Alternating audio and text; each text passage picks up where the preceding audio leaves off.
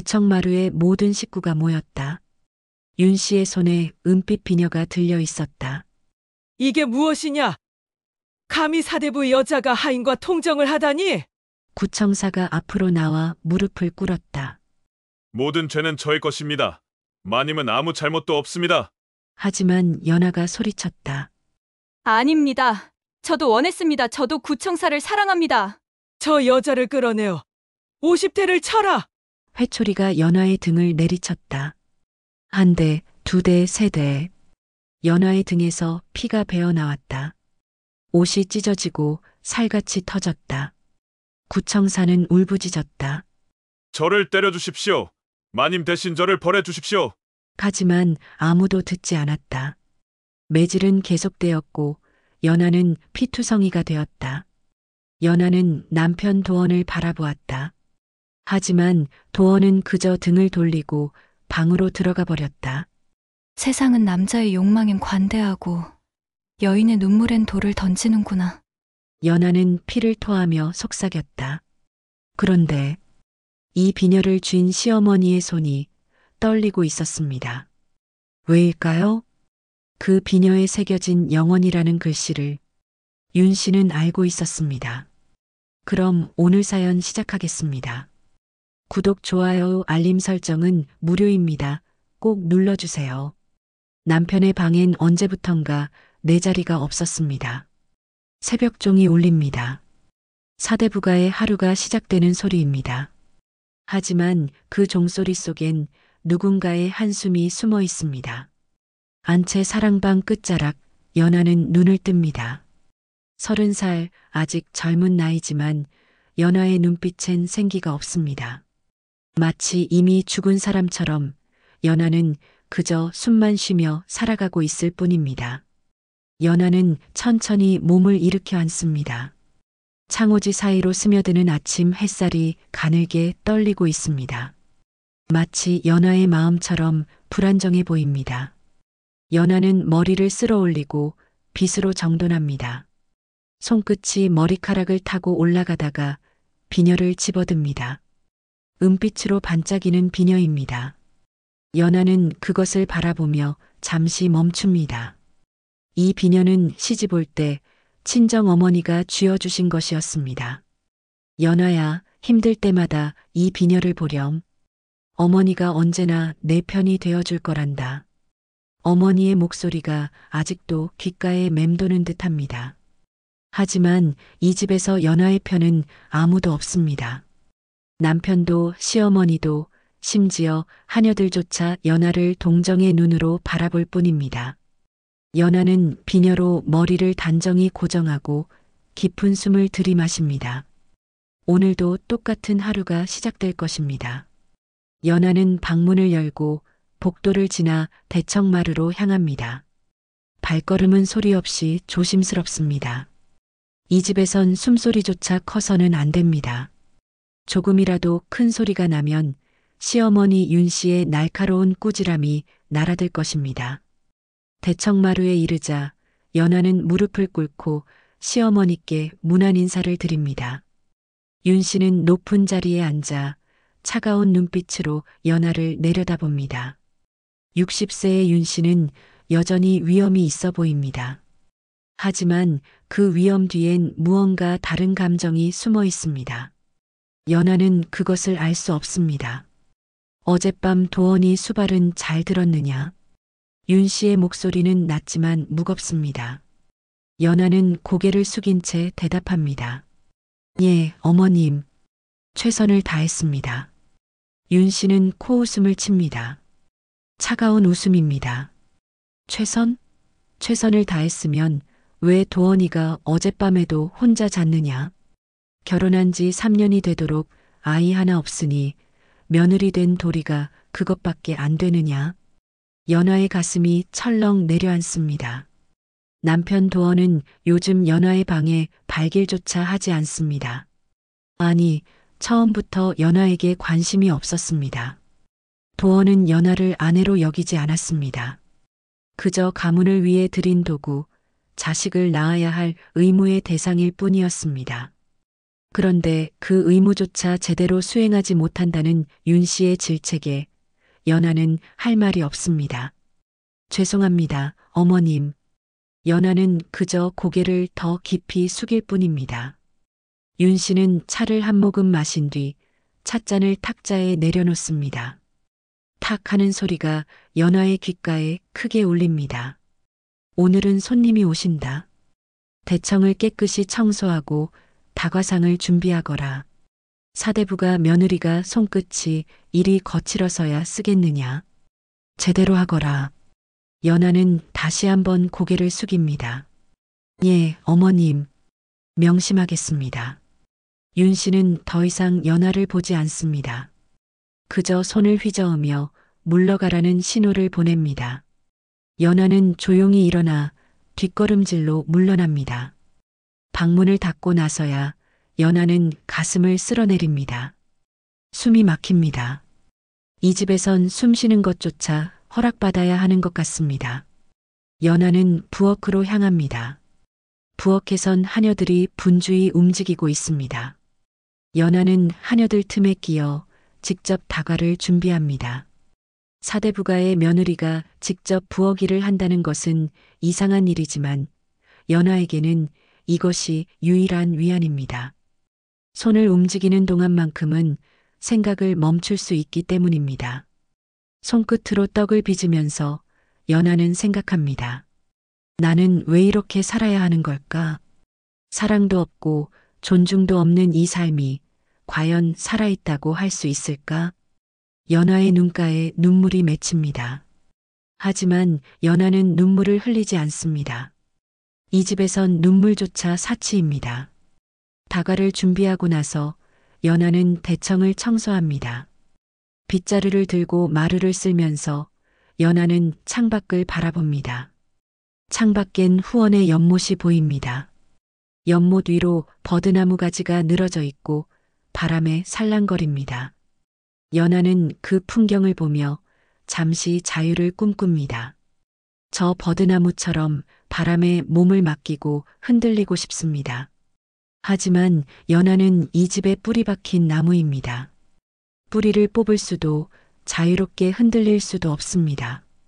오후가 되자 손님들이 도착합니다. 연하는 다과상을 들고 대청으로 들어갑니다. 손님들은 윤 씨와 담소를 나누고 있습니다. 연하는 조용히 다과상을 내려놓고 물러나려 합니다. 그때 한 손님이 연하를 돌아봅니다.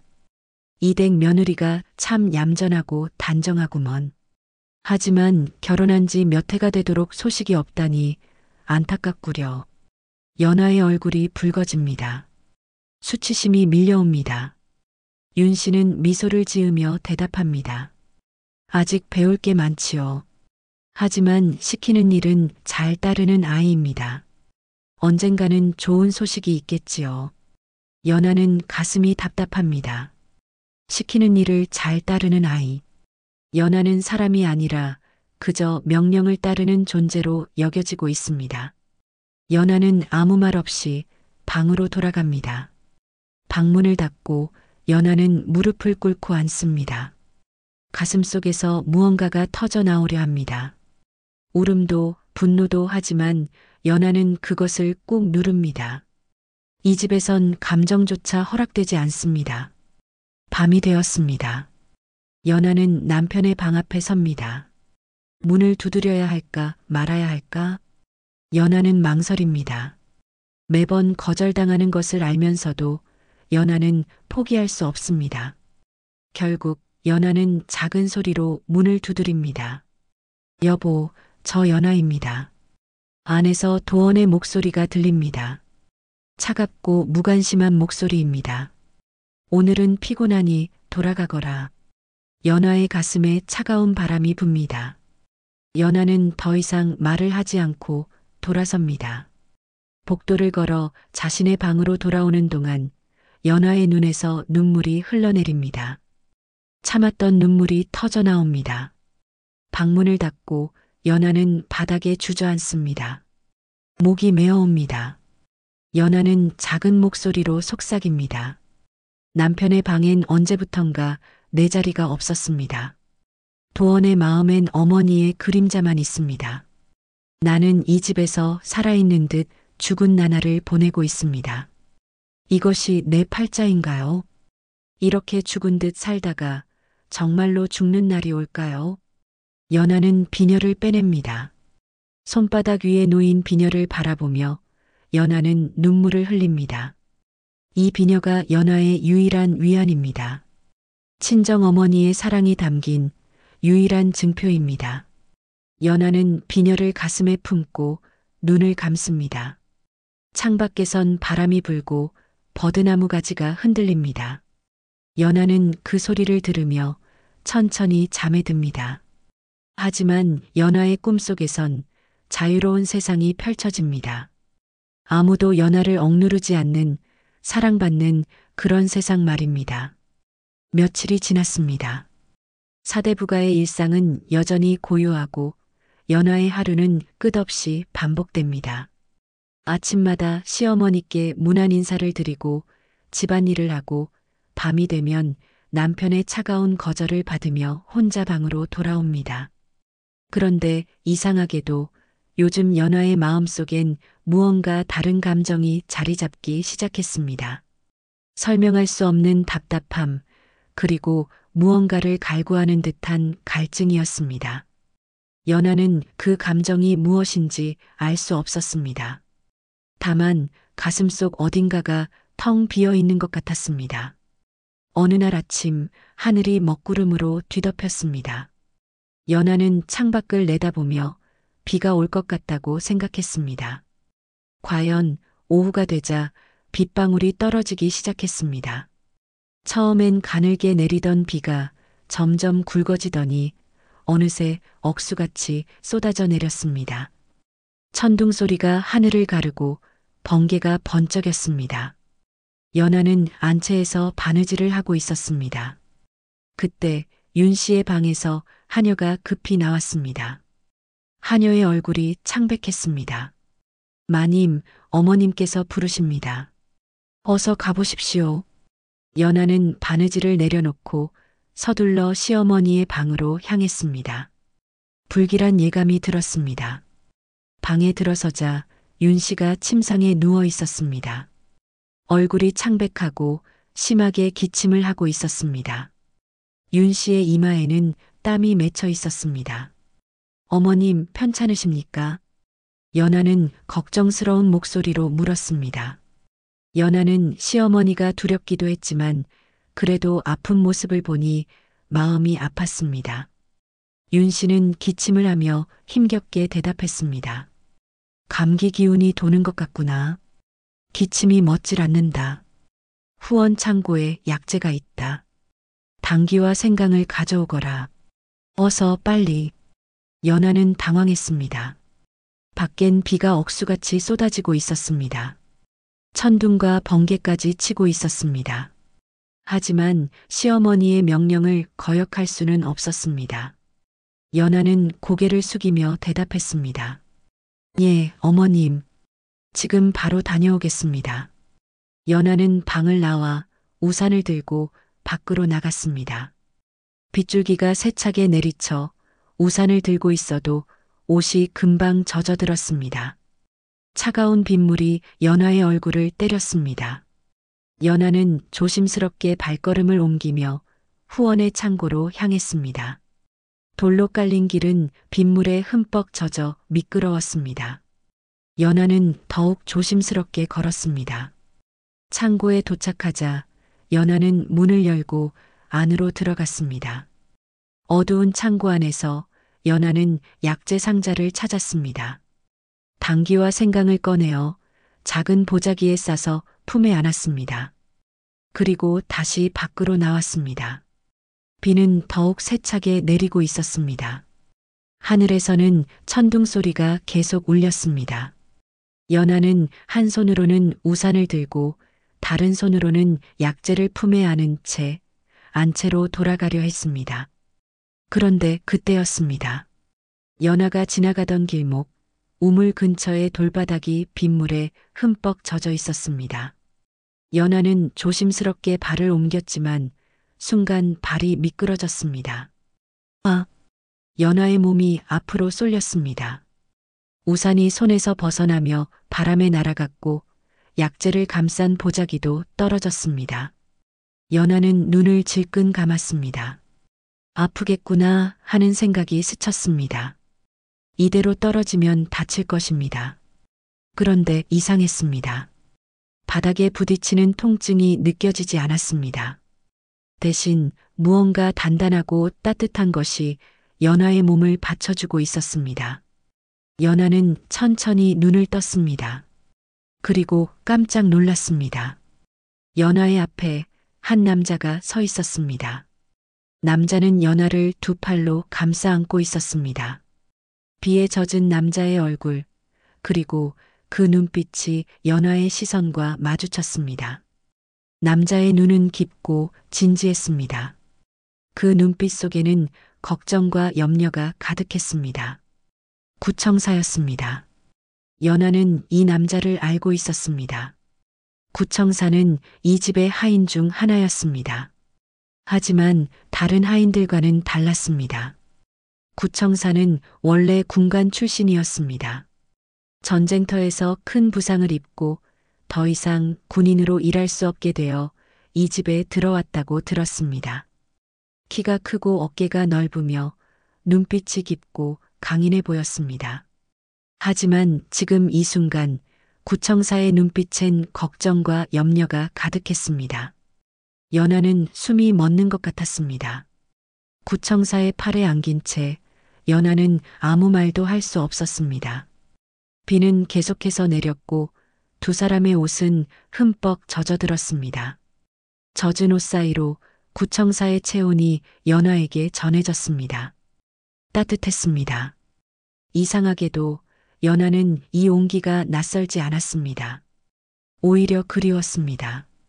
남편에게서 한 번도 느껴보지 못한 온기였습니다. 구청사가 조심스럽게 입을 열었습니다. 마님, 다치신 곳은 없습니까? 구청사의 목소리는 낮고 부드러웠습니다. 연하는 가슴이 두근거렸습니다. 이상한 일이었습니다. 연하는 고개를 저으며 대답했습니다. 괜찮습니다. 다만 내 안이 좀 요동치네요. 연하의 목소리는 떨렸습니다. 구청사는 연하를 천천히 일으켜 세웠습니다. 하지만 구청사의 손은 여전히 연하의 팔을 붙잡고 있었습니다. 혹시라도 다시 미끄러질까봐 염려하는 것 같았습니다. 두 사람은 서로를 바라보았습니다. 빗줄기 사이로 두 사람의 시선이 얽혔습니다. 그 짧은 순간 연하는 느꼈습니다. 이 남자의 눈빛엔 진심이 담겨 있다는 것을 말입니다.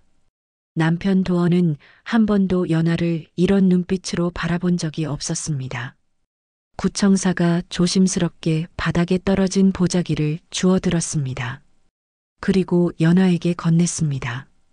약재가 젖었습니다. 제가 다시 창고에서 가져오겠습니다. 마님께서는 어서 안으로 들어가십시오. 이 비에 몸이 상하시면 큰일입니다. 연하는 고개를 저었습니다. 아닙니다. 제가 가져가겠습니다. 시어머님께서 급히 필요로 하시는 것이니까요. 기다리실 수 없습니다. 구청사는 잠시 망설이더니 고개를 끄덕였습니다. 그렇다면 제가 함께 가겠습니다. 다시 미끄러지실까 걱정됩니다. 구청사는 자신의 우산을 펼쳐 연하를 가려주었습니다. 그리고 한 손으로는 연하의 팔을 부축하며 천천히 안채로 함께 걸었습니다. 두 사람의 어깨가 스쳤습니다. 그 짧은 접촉만으로도 연하는 온몸에 전율이 흘렀습니다. 이상한 감정이었습니다. 연하는 이런 감정을 느껴본 적이 없었습니다. 안채 입구에 도착하자 구청사는 한 걸음 물러섰습니다. 그리고 깊이 고개를 숙였습니다. 몸조리 잘하십시오, 마님. 다시는 이런 비에 밖에 나가시지 마십시오. 구청사는 고개를 숙이고 그 자리를 떠났습니다. 연하는 그 자리에 멍하니 서 있었습니다.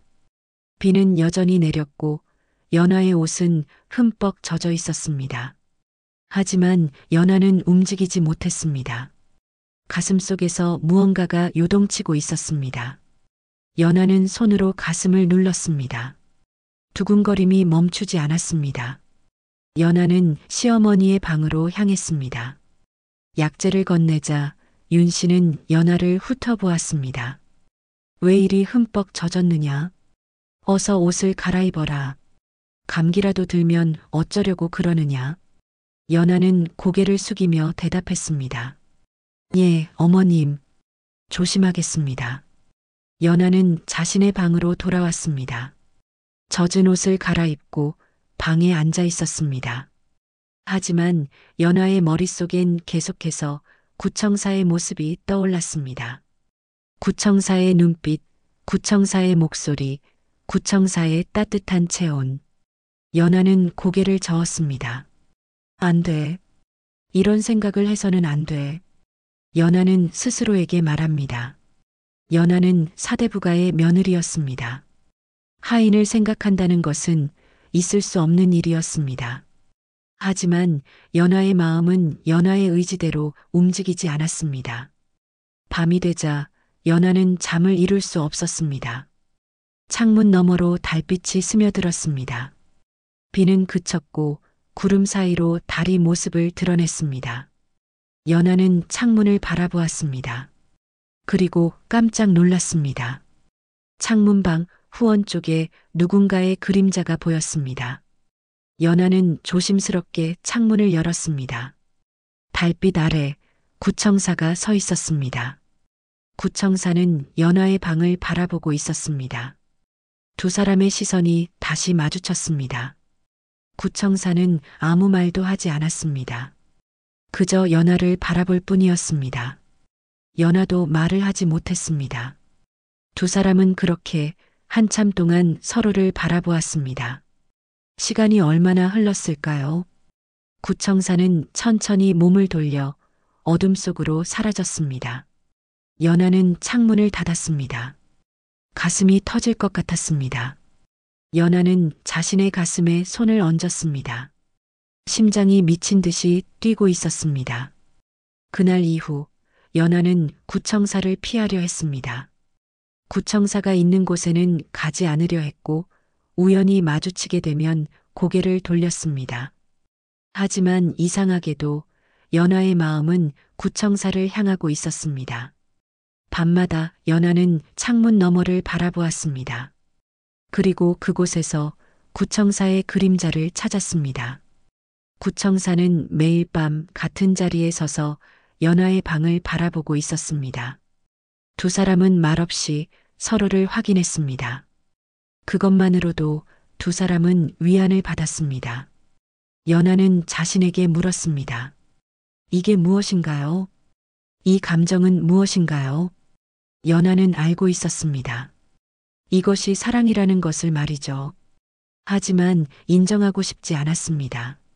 사대부가의 며느리가 하인을 사랑한다는 것은 있을 수 없는 일이었습니다. 하지만 연하의 마음은 이미 구청사를 향하고 있었습니다. 어느 날 밤 연하는 창문을 열고 작은 목소리로 속삭였습니다. 구청사가 들을 수 있을 만큼 작지만 분명한 목소리였습니다. 이 세상에서 나를 진심으로 바라보는 눈은 그 사람뿐이구나. 연하의 목소리는 바람에 실려 밤하늘로 날아갔습니다. 창밖에서 구청사는 그 목소리를 들었습니다. 구청사는 가슴에 손을 얹고 고개를 숙였습니다. 구청사도 알고 있었습니다. 이 감정이 금지된 것이라는 것을 말입니다. 하지만 멈출 수 없었습니다. 두 사람 사이엔 말로 할 수 없는 무언가가 흐르고 있었습니다. 금지된 감정 하지만 멈출 수 없는 끌림이었습니다. 달은 구름 사이로 숨었다가 다시 모습을 드러냈습니다. 사대부가의 밤은 고요했습니다. 하지만 연하와 구청사의 마음속엔 폭풍이 일고 있었습니다. 며칠 밤을 그렇게 보냈습니다. 창문 너머로 서로를 바라보는 것만으로도 연하와 구청사의 마음은 가득 찼습니다. 하지만 동시에 더 큰 갈증이 생겨났습니다. 멀리서 바라만 보는 것으로는 부족했습니다. 연하는 밤마다 창가에 앉아 구청사를 바라보며 생각했습니다. 저 사람과 단 한 번이라도 제대로 이야기를 나누고 싶다고 말이죠. 구청사도 마찬가지였습니다. 후원 어둠 속에서 구청사는 연하의 창을 바라보며 가슴을 쓸어내렸습니다. 가까이 갈 수 없는 사람 하지만 마음만은 이미 가까워진 사람이었습니다. 신분의 벽이 두 사람을 가로막고 있었지만 마음만은 그 벽을 넘어서고 있었습니다. 보름이 가까워오던 어느 날 밤이었습니다. 달이 유난히 밝았습니다. 은빛 달빛이 사대부가의 후원을 환하게 비추고 있었습니다. 마치 나처럼 밝았습니다. 연하는 잠을 이룰 수가 없었습니다. 가슴이 두근거렸고 무언가에 이끌리는 것 같았습니다. 연하는 이불을 걷어내고 창문을 바라보았습니다. 오늘 밤은 특별히 달빛이 밝았습니다. 마치 연하를 밖으로 부르는 것 같았습니다. 연하는 망설였습니다. 밤에 혼자 밖으로 나간다는 것은 사대부가의 며느리로서 있을 수 없는 일이었습니다. 하지만 연하의 마음은 이미 결정하고 있었습니다. 연하는 조심스럽게 방문을 열고 밖으로 나왔습니다. 복도는 고요했습니다. 모두가 잠든 시간이었습니다. 연하는 숨을 죽이며 천천히 걸었습니다. 발소리가 나지 않도록 조심스럽게 걸었습니다. 복도를 지나 후원으로 향하는 작은 문을 열었습니다. 문이 삐걱 소리를 내자 연하는 깜짝 놀라 몸을 움츠렸습니다. 심장이 쿵쿵 뛰었습니다. 하지만 아무도 나타나지 않았습니다. 연하는 다시 천천히 문을 열고 후원으로 들어섰습니다. 차가운 밤 공기가 연하의 뺨을 스쳤습니다. 연하는 옷깃을 여미며 후원으로 들어갔습니다. 후원은 고요했습니다. 연못 위로 달빛이 반짝이고 버드나무 가지가 바람에 살랑거렸습니다. 연하는 그 아름다운 풍경에 넋을 잃었습니다. 낮에 보던 후원과는 전혀 다른 모습이었습니다. 달빛 아래의 후원은 마치 다른 세상 같았습니다. 마치 꿈속의 세계 같았습니다. 연하는 천천히 연못가로 다가갔습니다. 물가에 서서 연하는 물에 비친 달을 바라보았습니다. 둥근 달이 물 위에 떠 있고 그 주변으로 물결이 일렁였습니다. 연하는 그 모습을 보며 자신의 마음도 저 물결처럼 일렁이고 있다고 생각했습니다. 이 세상에서 가장 외로운 사람은 바로 나인가요? 연하는 작은 목소리로 중얼거렸습니다. 그때였습니다. 뒤에서 발소리가 들렸습니다. 아주 작은 소리였지만 고요한 밤이라 또렷이 들렸습니다. 연하는 깜짝 놀라 뒤를 돌아봤습니다. 그곳에 구청사가 서 있었습니다. 달빛에 비친 구청사의 모습이 연하의 눈에 들어왔습니다. 구청사는 검은 옷을 입고 있었고 어깨가 넓어 보였습니다. 하지만 지금 이 순간 구청사의 얼굴엔 놀람과 동시에 기쁨이 어려 있었습니다. 마치 꿈에서 본 사람을 현실에서 만난 것 같은 표정이었습니다. 두 사람은 말없이 서로를 바라보았습니다. 한참 동안 아무도 입을 열지 않았습니다. 그저 서로의 존재를 확인할 뿐이었습니다. 바람이 불어 연하의 머리카락이 살랑 날렸습니다. 구청사는 그 모습을 바라보며 숨을 멈췄습니다. 달빛에 비친 연하의 얼굴은 마치 꿈속의 사람처럼 아름다웠습니다. 구청사는 이것이 꿈인가 싶어 눈을 깜빡였습니다. 하지만 연하는 여전히 거기 서 있었습니다. 실제하는 사람이었습니다. 구청사가 먼저 입을 열었습니다. 목소리는 낮고 떨리고 있었습니다. 마님, 이 밤에 어찌 이곳에 나오셨습니까? 혹시 무슨 일이라도 있으십니까? 연하는 떨리는 목소리로 대답했습니다. 잠이 오질 않아서요. 달이 너무 밝아서 그냥 나와봤습니다. 당신은요? 왜 매일 밤 제 방 앞에 서 계시나요? 구청사는 한 걸음 다가왔습니다. 두 사람 사이의 거리가 조금 좁혀졌습니다. 저도 잠을 이룰 수가 없었습니다. 마님께서 혹시 나오실까 하는 기대도 있었습니다. 용서하십시오, 마님. 저는 감히 마님을 그리워하고 있습니다. 연하는 가슴이 두근거렸습니다. 이 사람도 자신을 기다렸구나.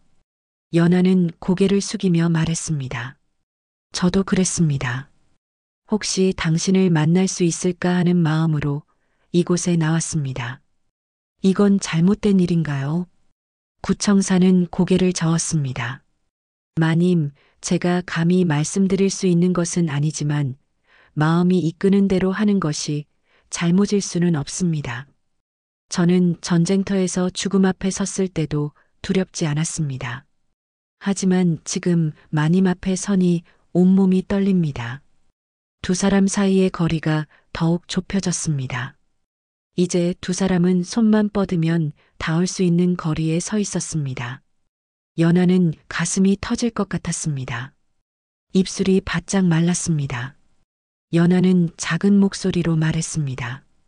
저는 당신을 매일 밤 창밖에서 봤습니다. 당신이 저를 바라보는 것을 알았습니다. 처음에는 두려웠습니다. 하지만 이제는 당신이 그곳에 서 있지 않으면 잠을 이룰 수가 없습니다. 구청사는 고개를 숙였습니다. 그리고 진심을 담아 말했습니다. 죄송합니다, 마님. 하지만 저는 마님을 보지 않고는 하루를 마칠 수가 없었습니다. 마님의 모습을 보는 것만으로도 제 하루는 의미가 있었습니다. 저는 전쟁터에서 돌아왔을 때 더 이상 살아야 할 이유를 찾지 못했습니다. 하지만 마님을 보고 다시 삶의 이유를 찾았습니다. 연하의 눈에 눈물이 맺혔습니다. 이 사람도 자신과 같은 마음이구나. 이 사람도 외로웠구나. 연하는 떨리는 손으로 머리를 쓸어 올렸습니다. 그리고 머리에 꽂힌 비녀를 천천히 빼냈습니다. 달빛에 반짝이는 은빛 비녀였습니다. 연하는 그 비녀를 두 손으로 받쳐들고 구청사에게 내밀었습니다. 손이 떨렸습니다. 이걸 받아주세요. 구청사는 놀란 표정으로 연하를 바라보았습니다. 구청사는 한 걸음 뒤로 물러서며 말했습니다. 마님, 이건 마님의 소중한 물건이 아니십니까? 제가 어찌 이걸 받을 수 있겠습니까? 안 됩니다. 이건 너무 큰 것입니다. 연하는 고개를 저었습니다. 연하의 눈에서 눈물이 흘러내렸습니다. 달빛에 반짝이는 눈물이었습니다. 이건 내 마음입니다. 남편도 시어머니도 모르는 나의 생명이죠. 이 비녀엔 친정 어머니의 사랑이 담겨 있습니다. 어머니는 이 비녀를 주시며 말씀하셨어요. 힘들 때마다 이 비녀를 보며 힘을 내라고요. 이 비녀가 내 편이 되어줄 거라고요. 연하는 눈물을 흘리며 계속 말했습니다. 그리고 이제 이 비녀엔 당신을 향한 내 마음도 담겨 있습니다. 부디 받아주세요. 이것이 내가 당신에게 줄 수 있는 전부입니다. 연하는 몰랐습니다. 지금 구청사에게 준 비녀는 며칠 전 시어머니 방을 청소하다가 주운 것이라는 걸요. 시어머니에게 돌려주려고 했지만 친정 어머니가 준 비녀랑 비슷하고 너무 예뻐서 번갈아가며 꽂은 비녀였다는 걸요. 연하의 목소리는 떨렸지만 확고했습니다. 구청사는 연하를 바라보았습니다. 달빛 아래 흐르는 연하의 눈물이 구청사의 가슴을 찔렀습니다. 구청사는 천천히 손을 뻗어 비녀를 받았습니다. 구청사의 손이 연하의 손과 스쳤습니다. 그 순간 두 사람은 전율했습니다. 마치 번개가 온몸을 관통하는 것 같았습니다. 두 사람의 손이 떨렸습니다. 구청사는 비녀를 두 손으로 받쳐들고 가슴 가까이 가져갔습니다. 이 비녀를 가슴에 품고 평생 잊지 않겠습니다. 마님의 마음을 이 목숨이 다하는 날까지 간직하겠습니다. 저는 비록 신분이 낮은 하인이지만 마님을 향한 제 마음만은 진실합니다. 구청사의 목소리는 낮고 진지했습니다. 구청사는 비녀를 품속에 깊이 넣었습니다.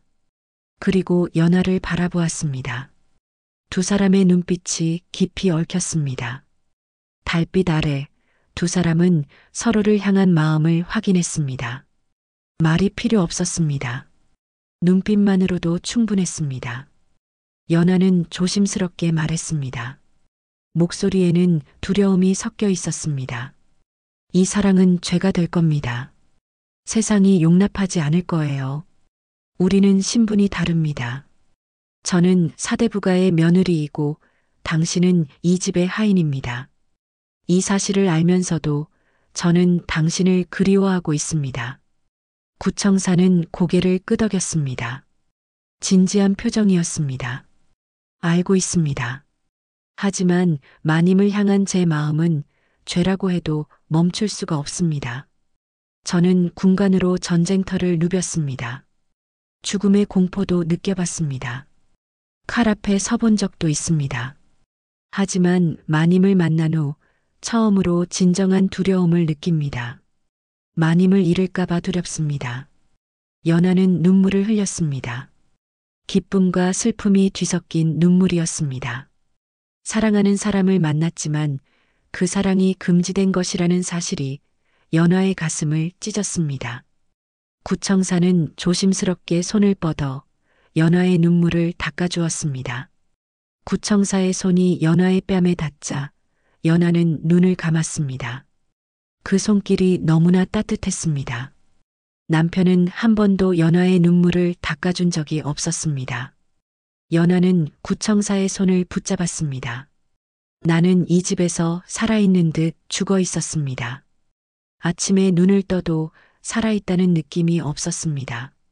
하지만 당신을 만나고 처음으로 살아있다는 걸 느꼈어요. 당신은 저에게 생명을 불어넣어 준 사람입니다. 구청사는 연하의 손을 꽉 쥐었습니다. 저도 그랬습니다. 마님을 만나기 전까지 저는 그저 하루하루를 견디며 살았습니다. 전쟁터에서 살아남았지만 삶의 의미를 잃었습니다. 많은 동료들이 죽어가는 것을 보며 저는 생각했습니다.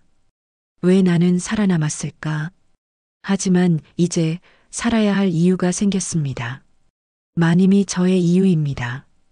두 사람은 한참을 그렇게 서 있었습니다. 손을 맞잡고 서로를 바라보며 말없는 대화를 나눴습니다. 바람이 불고 버드나무 가지가 흔들렸습니다.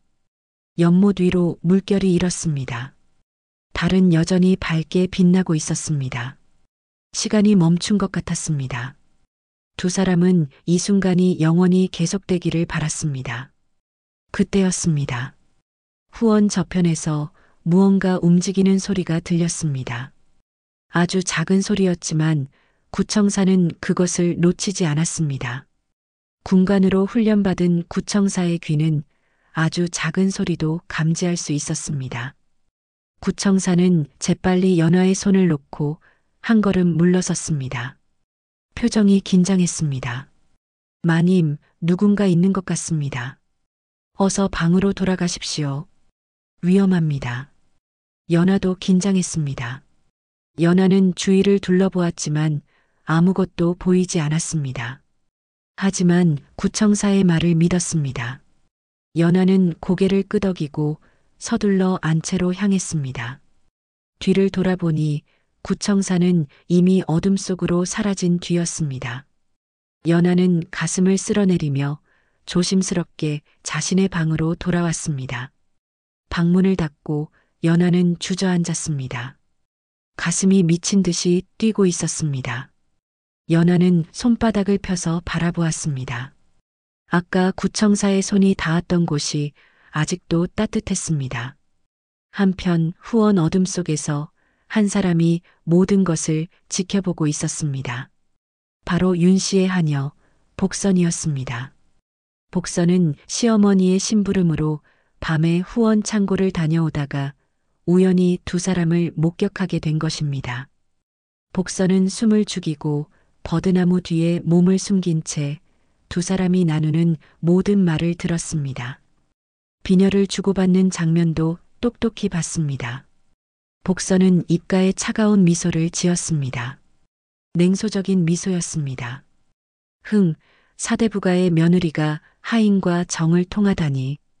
이 사실을 마님께 알려드리면 큰 상을 받을 수 있겠군.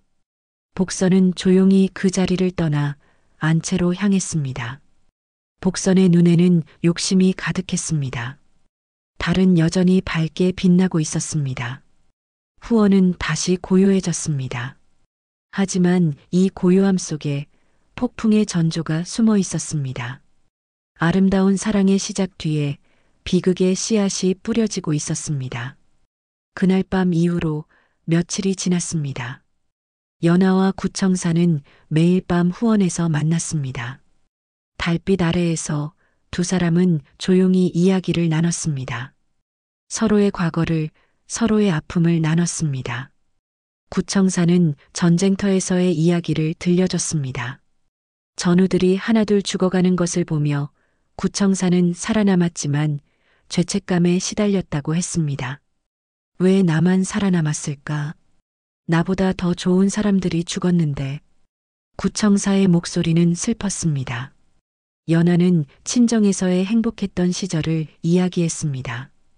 부모님의 사랑 속에서 자랐던 어린 시절, 친구들과 뛰어놀던 그 시절이 그리웠습니다. 그때는 사랑이 뭔지 몰랐어요. 사랑받는 게 당연한 줄 알았죠.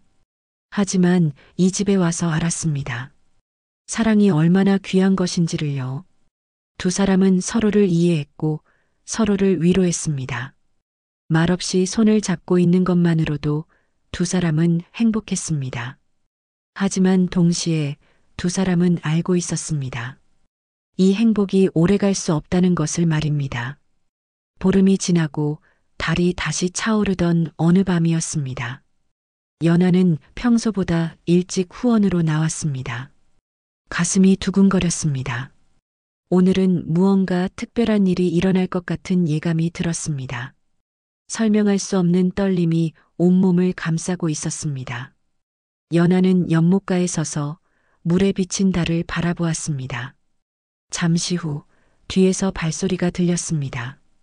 연하는 뒤를 돌아보지 않아도 알 수 있었습니다. 구청사였습니다. 구청사가 연하의 뒤에 섰습니다. 두 사람 사이의 거리가 가까웠습니다. 구청사의 숨소리가 연하의 귓가에 들렸습니다. 따뜻한 숨결이었습니다. 연하는 눈을 감았습니다. 구청사가 조심스럽게 연하의 어깨에 손을 얹었습니다. 따뜻한 손길이었습니다. 연하는 그 손길에 몸을 맡겼습니다. 이상하게도 두렵지 않았습니다. 오히려 안전하다고 느꼈습니다. 마님, 구청사가 낮은 목소리로 불렀습니다. 연하는 천천히 돌아섰습니다. 두 사람의 얼굴이 가까워졌습니다. 달빛 아래 구청사의 눈빛이 반짝였습니다. 그 눈빛에는 사랑이 담겨 있었습니다. 간절함이 담겨 있었습니다. 연하도 같은 눈빛으로 구청사를 바라보았습니다. 저는 더 이상 참을 수가 없습니다. 구청사의 목소리가 떨렸습니다. 연하는 고개를 끄덕였습니다. 연하도 같은 마음이었습니다. 저도 그래요. 당신을 보면서도 만지지 못하고 있는 것이 너무 괴로웠어요. 이렇게 가까이 있으면서도 닿을 수 없다는 것이 견딜 수 없었어요. 구청사가 조심스럽게 연하의 손을 잡았습니다. 그리고 천천히 연하를 끌어당겼습니다. 연하는 구청사의 품에 안겼습니다. 구청사의 심장 소리가 들렸습니다. 빠르게 뛰고 있었습니다. 연하의 심장도 같은 리듬으로 뛰고 있었습니다. 구청사가 연하의 머리카락을 쓰다듬었습니다. 부드러운 손길이었습니다. 마치 꿈을 만지듯 조심스러웠습니다. 마님, 이 순간 이후에는 돌이킬 수 없습니다. 우리는 더 큰 죄를 짓게 될 것입니다. 세상이 우리를 용서하지 않을 것입니다. 구청사가 속삭였습니다. 연하는 고개를 들어 구청사를 바라보았습니다. 연하의 눈빛은 확고했습니다. 이미 제 마음은 당신의 것입니다. 육신도 당신에게 드리고 싶어요. 설령 그것이 죄라 해도 저는 후회하지 않을 겁니다. 이 순간을 선택할 겁니다. 연하의 목소리는 확고했습니다. 구청사는 더 이상 망설이지 않았습니다. 구청사는 연하의 얼굴을 두 손으로 감싸고 조심스럽게 입을 맞췄습니다. 연하는 눈을 감았습니다. 첫 입맞춤이었습니다. 남편 도원과는 한 번도 이런 입맞춤을 나눠본 적이 없었습니다. 도원은 연하에게 입을 맞춘 적이 없었습니다. 그저 의무를 다하려 했을 뿐이었습니다. 하지만 구청사의 입맞춤은 달랐습니다. 따뜻했고 간절했고 사랑이 담겨 있었습니다. 이것이 진정한 사랑의 입맞춤이구나. 연하는 생각했습니다. 두 사람은 오랫동안 서로를 껴안고 있었습니다. 시간이 멈춘 것 같았습니다. 구청사가 연하를 바라보며 말했습니다. 마님, 이곳은 위험합니다. 누가 볼 수 있습니다. 제가 아는 곳이 있습니다. 아무도 오지 않는 곳입니다. 연하는 고개를 끄덕였습니다. 두 사람은 후원 깊숙한 곳으로 향했습니다. 아무도 오지 않는 정자가 있었습니다. 정자는 나무와 덩굴로 둘러싸여 있어 밖에서는 보이지 않았습니다. 마치 세상에서 숨겨진 공간 같았습니다. 구청사는 자신의 겉옷을 벗어 바닥에 깔았습니다. 그리고 연하를 조심스럽게 눕혔습니다. 달빛이 정자 안으로 스며들었습니다. 연하의 얼굴이 달빛에 빛났습니다. 구청사는 연하를 바라보며 이 순간을 영원히 기억하리라 다짐했습니다. 마님, 정말 괜찮으십니까? 지금이라도 돌아가실 수 있습니다. 구청사가 마지막으로 물었습니다. 연하는 고개를 저었습니다. 아니에요. 저는 이미 결심했어요. 당신과 함께하고 싶어요. 온전히 당신의 것이 되고 싶어요. 구청사가 연하의 옷고름을 풀었습니다. 손이 떨렸습니다. 연하는 부끄러웠지만 막지 않았습니다. 구청사의 손길은 조심스러웠고 부드러웠습니다. 마치 깨지기 쉬운 보물을 다루듯 구청사는 연하를 대했습니다. 연하는 처음으로 자신이 소중히 여겨지고 있다는 것을 느꼈습니다. 사랑받고 있다는 것을 느꼈습니다. 남편은 한 번도 연하를 이렇게 대한 적이 없었습니다. 남편에게 연하는 그저 의무의 대상이었을 뿐입니다. 두 사람은 하나가 되었습니다. 달빛 아래 버드나무 그늘 속에서 두 사람은 사랑을 나눴습니다. 연하는 처음으로 사랑이 무엇인지 알았습니다. 이것이 진정한 사랑이구나. 몸과 마음이 하나가 되는 것, 서로를 완전히 받아들이는 것, 이것이 사랑이구나. 연하는 눈물을 흘렸습니다. 행복의 눈물이었습니다. 구청사도 연하를 꽉 껴안으며 눈물을 흘렸습니다. 두 사람은 서로의 온기를 느끼며 이 순간이 영원하기를 바랐습니다. 시간이 얼마나 흘렀을까요? 두 사람은 서로를 껴안고 누워 있었습니다. 구청사가 연하의 머리카락을 쓰다듬으며 말했습니다. 마님, 저는 이 순간을 평생 잊지 못할 것입니다.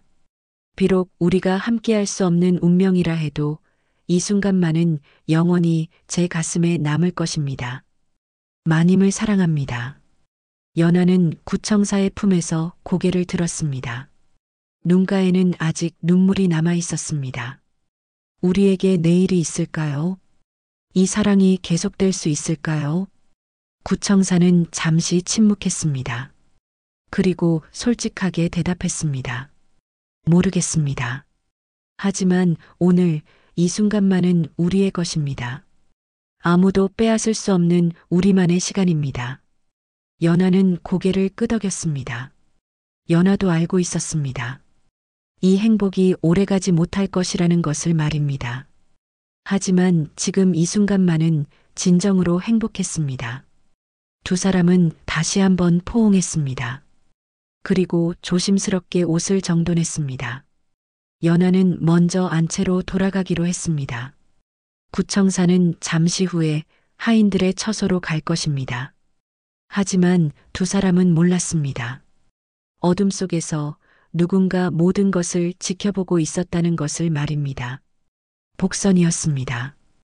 복선은 처음 두 사람이 비녀를 주고받는 것을 봤을 때 즉시 고자질하지 않았습니다. 복선은 더 확실한 증거를 원했습니다. 그래서 며칠 밤을 두 사람을 지켜봤습니다. 보름이 지나고 그리고 오늘 밤 결정적인 장면을 목격한 것입니다. 복선은 우연히 후원을 지나가다가 정자에서 나오는 소리를 들었습니다. 복선은 숨을 죽이고 나무 뒤에 숨어서 모든 것을 목격했습니다. 두 사람이 사랑을 나누는 것도 비녀에 대해 이야기하는 것도 모두 봤습니다. 복선은 입가에 차가운 미소를 지었습니다. 승리의 미소였습니다. 이제 확실한 증거가 있다.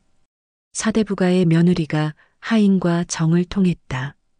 이것은 용서받을 수 없는 죄다. 내일 아침 마님께 모두 말씀드려야지. 복선의 눈에는 욕심이 가득했습니다. 복선은 조용히 그 자리를 떠나 자신의 방으로 돌아갔습니다. 다음 날 아침 일찍 복선은 윤 씨의 방으로 갔습니다. 해가 뜨자마자였습니다. 복선은 무릎을 꿇고 낮은 목소리로 말했습니다. 마님, 급히 여쭐 말씀이 있습니다. 매우 중요한 일입니다. 윤 씨는 눈썹을 찌푸리며 물었습니다. 윤 씨는 막 잠에서 깬 참이었습니다. 무슨 일이냐? 이른 아침부터 소란스럽게. 복선은 주위를 둘러보고 다른 하녀들을 내보냈습니다. 그리고 윤 씨에게 가까이 다가가 속삭이듯 말했습니다. 연하 마님과 하인 구청사가 간밤에 후원에서 정을 통했습니다. 윤 씨의 얼굴이 굳었습니다. 윤 씨는 복선을 노려보았습니다. 무슨 소리냐? 감히 거짓말을 하는 것이냐? 복선은 고개를 저었습니다. 복선의 목소리는 확신에 차 있었습니다. 아닙니다, 마님. 제 두 눈으로 똑똑히 봤습니다. 며칠 전부터 두 사람이 밤마다 후원에서 만났습니다. 그리고 간밤에는 정자에서 정을 통했습니다.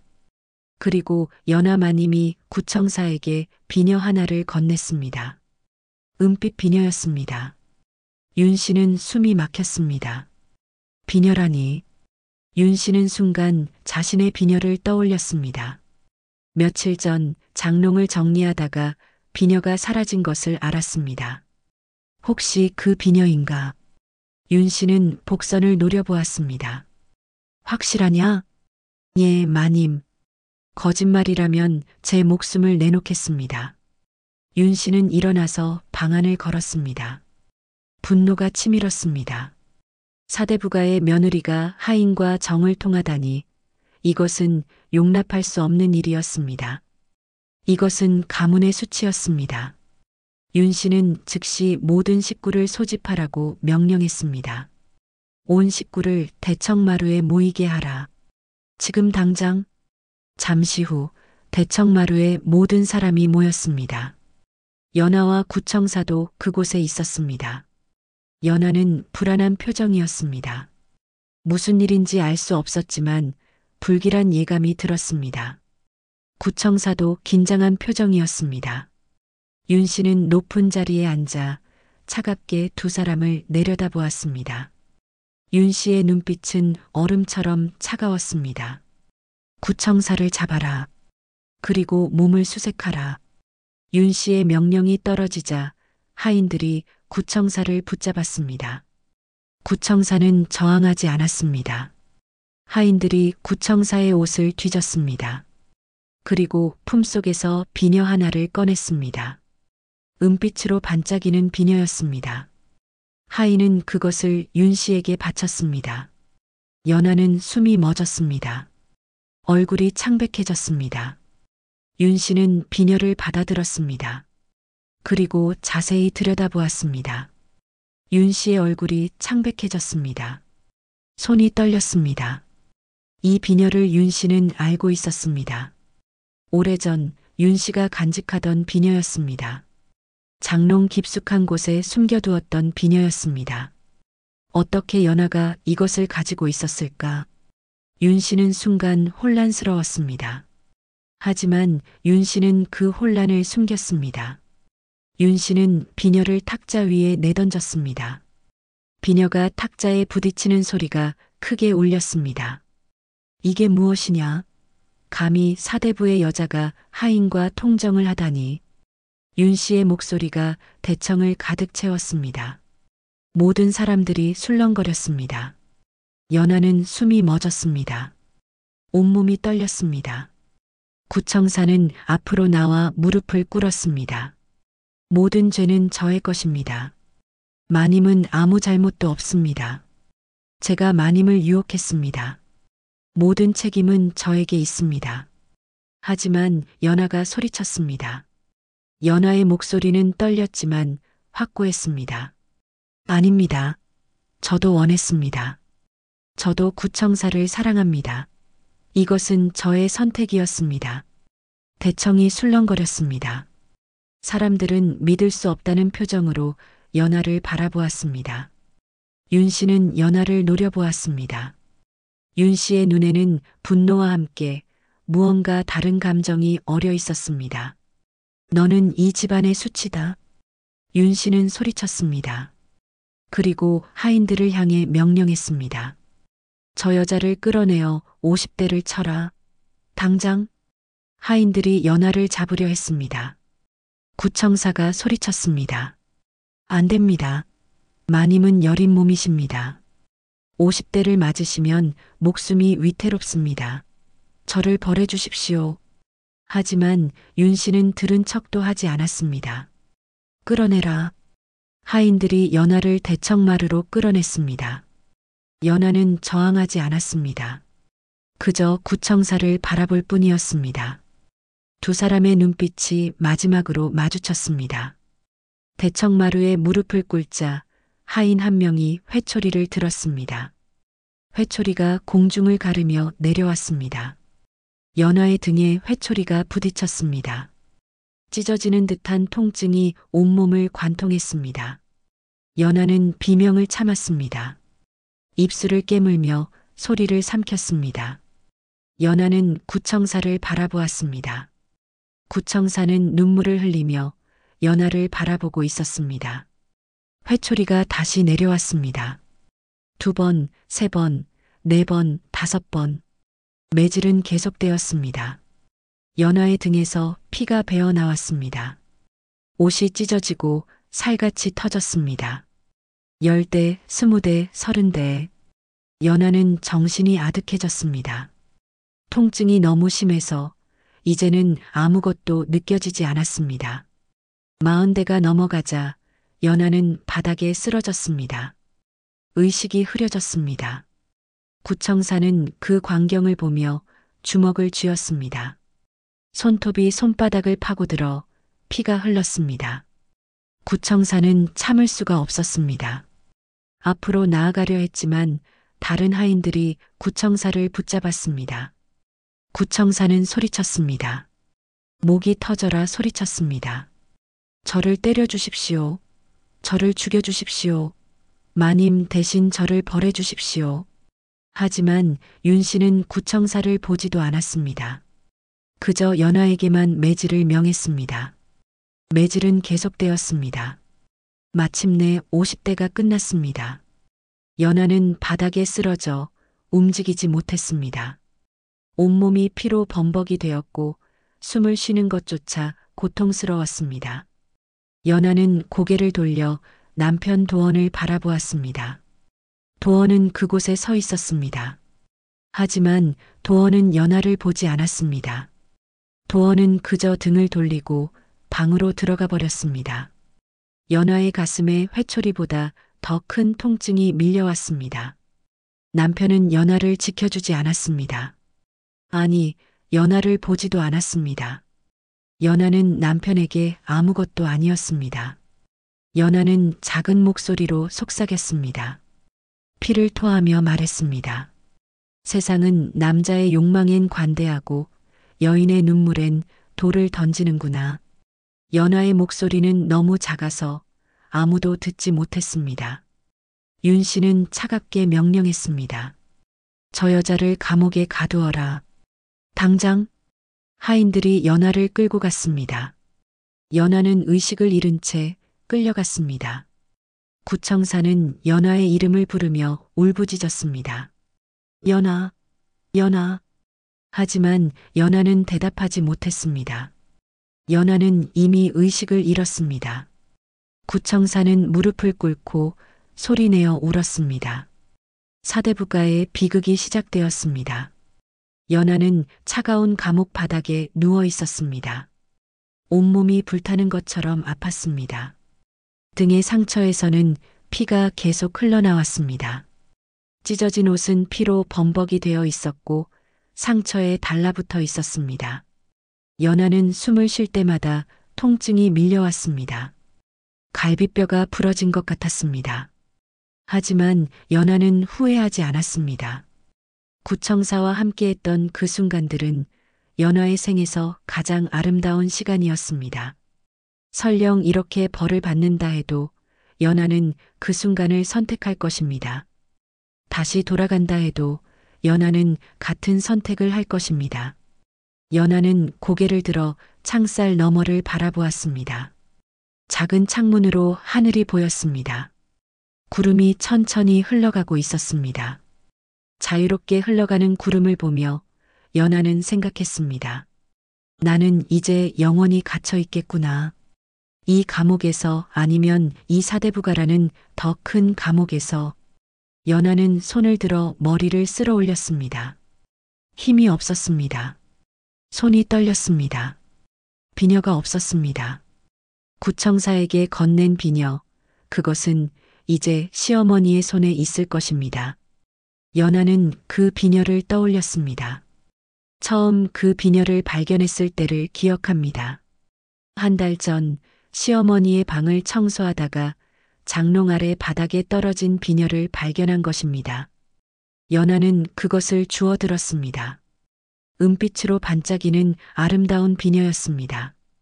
연하의 비녀보다 훨씬 정교하고 아름다웠습니다. 연하는 그것을 시어머니께 돌려드리려 했습니다. 하지만 그 비녀가 너무 아름다워서 연하는 잠시 자신의 머리에 꽂아보았습니다. 거울을 보는 순간 연하는 이상한 느낌을 받았습니다. 이 비녀에는 무언가 특별한 기운이 담겨 있는 것 같았습니다. 슬픔과 그리움, 그리고 사랑의 기운이었습니다. 마치 이 비녀가 연하에게 말을 거는 것 같았습니다. 나도 한때는 사랑했단다. 나도 한때는 행복했단다. 연하는 그 비녀를 돌려주지 못하고 처음엔 자신의 방에 숨겨두었습니다. 그러다 친정 어머니가 준 자기의 비녀와 번갈아가며 하고 다녔고 며칠 후에는 의식 없이 이것저것 꽂고 다녀서 어떤 게 어떤 건지 헷갈릴 정도였습니다. 연하는 이 비녀의 주인이 어떤 사람이었을까 상상했습니다. 분명 이 비녀에는 어떤 사연이 있을 것입니다. 누군가의 사랑이 담겨 있을 것입니다. 연하는 작은 목소리로 속삭였습니다. 나는 왜 사랑을 택했을까? 하지만 사랑은 죄가 아니었습니다. 사랑은 결코 죄가 아니었어요. 사람들의 위선이 죄였죠. 이 세상의 잣대가 죄였어요. 연하는 기침을 했습니다. 입에서 피가 나왔습니다. 연하는 그 피를 손으로 닦았습니다. 손에 피가 묻었습니다. 나는 얼마나 더 살 수 있을까요? 연하는 스스로에게 물었습니다. 상처가 너무 깊었습니다. 아마 오래 버티지 못할 것입니다. 연하는 알고 있었습니다. 한편 윤 씨의 방에서는 긴 침묵이 흐르고 있었습니다. 윤 씨는 탁자 앞에 앉아 비녀를 바라보고 있었습니다. 촛불이 비녀를 비추고 비녀는 은빛으로 반짝이고 있었습니다. 윤 씨는 그 비녀를 자세히 들여다보았습니다. 틀림없었습니다. 이것은 윤 씨의 비녀였습니다. 비녀의 끝부분에는 아주 작은 글씨가 새겨져 있었습니다. 영원이라는 글씨였습니다. 윤 씨는 손이 떨렸습니다. 이 글씨를 본 것이 얼마만인가요? 수십 년 만에 보는 글씨였습니다. 윤 씨는 복선을 불렀습니다. 복선이 조심스럽게 방으로 들어왔습니다. 복선의 얼굴에는 만족스러운 표정이 어려 있었습니다. 이 비녀를 연하가 어디서 얻었는지 아느냐? 윤 씨의 목소리는 낮고 떨렸습니다. 복선은 고개를 숙이며 대답했습니다. 한 달 전 연하 마님이 마님의 방을 청소하는 것을 봤습니다. 그때 연하 마님이 무언가를 주어서 품에 넣는 것을 봤습니다. 아마도 그것이 이 비녀였던 것 같습니다. 바닥에 떨어진 것을 주운 것 같습니다. 윤 씨는 숨이 막혔습니다. 그렇구나. 연하가 청소를 하다가 바닥에 떨어진 비녀를 주었던 것이구나. 윤 씨는 자신이 장롱에 숨겨두었던 비녀가 언제 떨어졌는지도 몰랐습니다. 장롱을 정리하다가 떨어졌을 것입니다. 그 비녀가 이제 연하의 손을 거쳐 구청사에게 전해졌고 다시 윤 씨의 손으로 돌아온 것입니다. 물러가거라.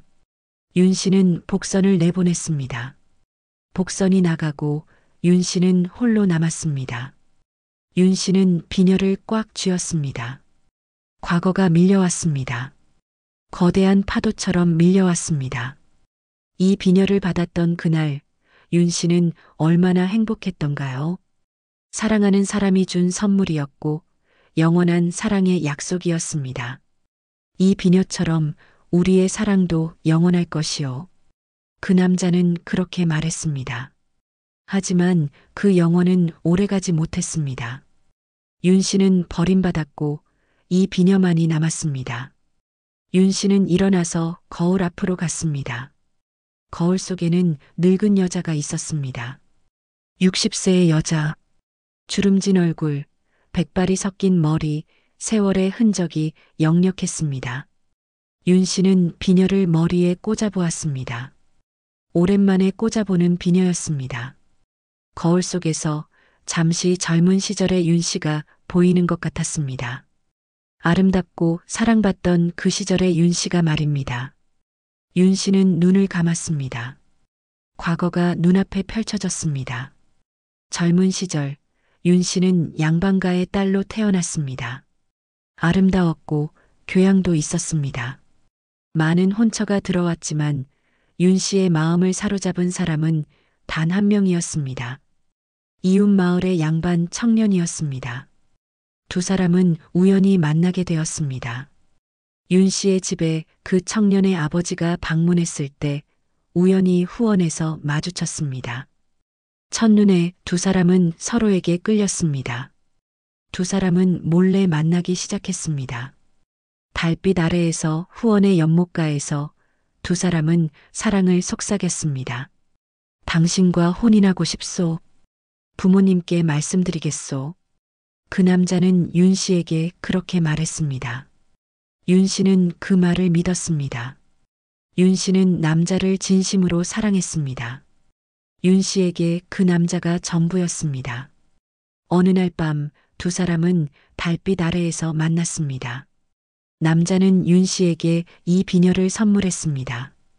은으로 만든 비녀였고 끝부분에는 영원이라는 글씨가 새겨져 있었습니다.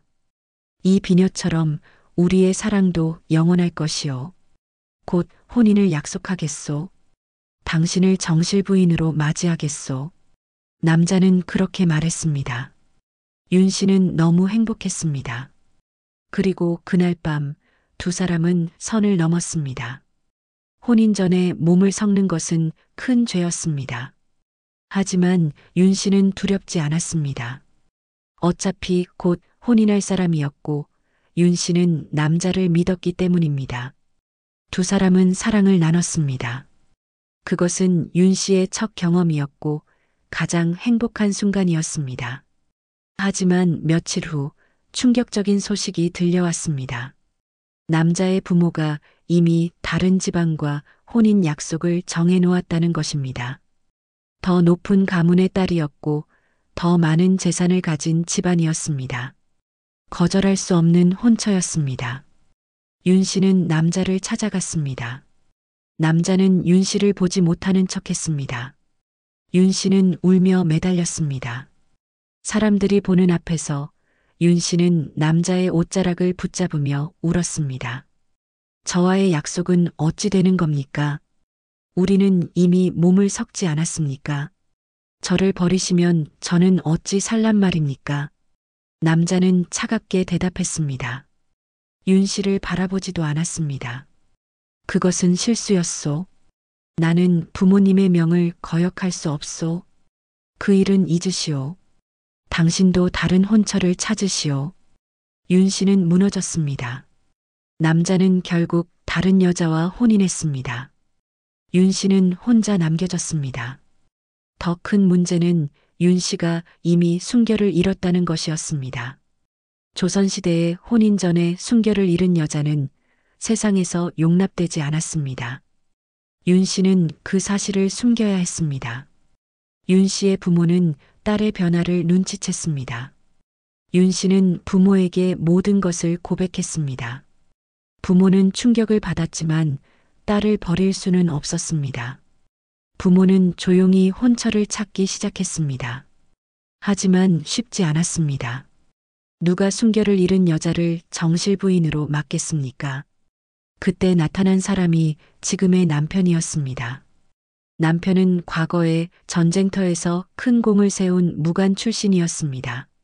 남편은 윤 씨의 과거를 알면서도 윤 씨를 정실 부인으로 맞아들였습니다. 과거는 중요하지 않소. 지금부터가 중요하오. 나는 당신을 아내로 맞이하겠소. 남편은 그렇게 말했습니다. 윤 씨는 감사했습니다. 그리고 다짐했습니다. 남편에게 부끄럽지 않은 아내가 되겠다고, 완벽한 사대부가의 안주인이 되겠다고 말입니다. 윤 씨는 비녀를 장롱 깊숙한 곳에 숨겨두었습니다. 그리고 과거를 묻어버렸습니다. 윤 씨는 도덕과 예를 중시하는 사람이 되었습니다. 조금의 허물도 용납하지 않았습니다. 특히 남녀 간의 일에는 더욱 엄격했습니다. 왜냐하면 윤 씨 자신이 그 죄를 지었기 때문입니다. 윤 씨는 자신의 과거를 부정하고 싶었습니다. 그래서 다른 사람들에게 더욱 엄격했던 것입니다. 자신의 과거를 숨기기 위해 완벽한 가면을 썼던 것입니다. 윤 씨는 거울 속에 자신을 보며 비녀를 빼내어 두 손으로 받쳐들었습니다. 그리고 깨달았습니다. 연하를 벌하면서 윤 씨는 자신의 과거를 벌하고 있었던 것입니다. 연하의 사랑은 윤 씨의 과거 사랑과 똑같았습니다. 금지된 사랑이었습니다. 세상이 용납하지 않는 사랑이었습니다. 윤 씨는 연하에게서 젊은 시절의 자신을 보았습니다. 그것이 두려웠습니다. 그래서 더욱 가혹하게 연하를 벌했던 것입니다. 자신의 과거를 지워버리고 싶었던 것입니다. 윤 씨는 작은 목소리로 속삭였습니다. 눈물이 흘러내렸습니다. 이 비녀는 내 과거였구나. 나는 나의 죄를 며느리에게 덮어 씌웠구나. 내가 받아야 할 벌을 연하에게 준 것이구나. 윤 씨의 눈에서 피눈물이 흐르는 것 같았습니다. 손에 쥔 비녀가 떨렸습니다. 윤 씨는 비녀를 가슴에 꽉 안았습니다. 비녀의 날카로운 끝이 가슴을 찔렀지만 윤 씨는 놓지 않았습니다. 연하야, 미안하구나. 내가 너를 죽이고 있구나. 윤 씨는 소리내어 울었습니다. 수십 년 만에 흘리는 진심 어린 눈물이었습니다. 밤이 깊어갔습니다. 윤 씨는 비녀를 품에 안고 방 안을 천천히 걸었습니다. 발걸음이 무거웠습니다. 온몸이 무겁고 가슴이 답답했습니다. 윤 씨의 머릿속에는 과거의 기억들이 끊임없이 떠올랐습니다. 젊은 시절의 윤 씨, 사랑에 빠진 윤 씨, 그리고 버림받은 윤 씨의 모습이 파노라마처럼 펼쳐졌습니다. 윤 씨는 창문을 열었습니다. 차가운 밤바람이 들어왔습니다. 윤 씨는 그 바람을 맞으며 하늘을 바라보았습니다. 별들이 반짝이고 있었습니다. 저 별들도 윤 씨의 과거를 보고 있었을까요? 저 별들도 윤 씨의 사랑을 지켜봤을까요? 윤 씨는 그 별들을 보며 과거를 더욱 깊이 회상했습니다.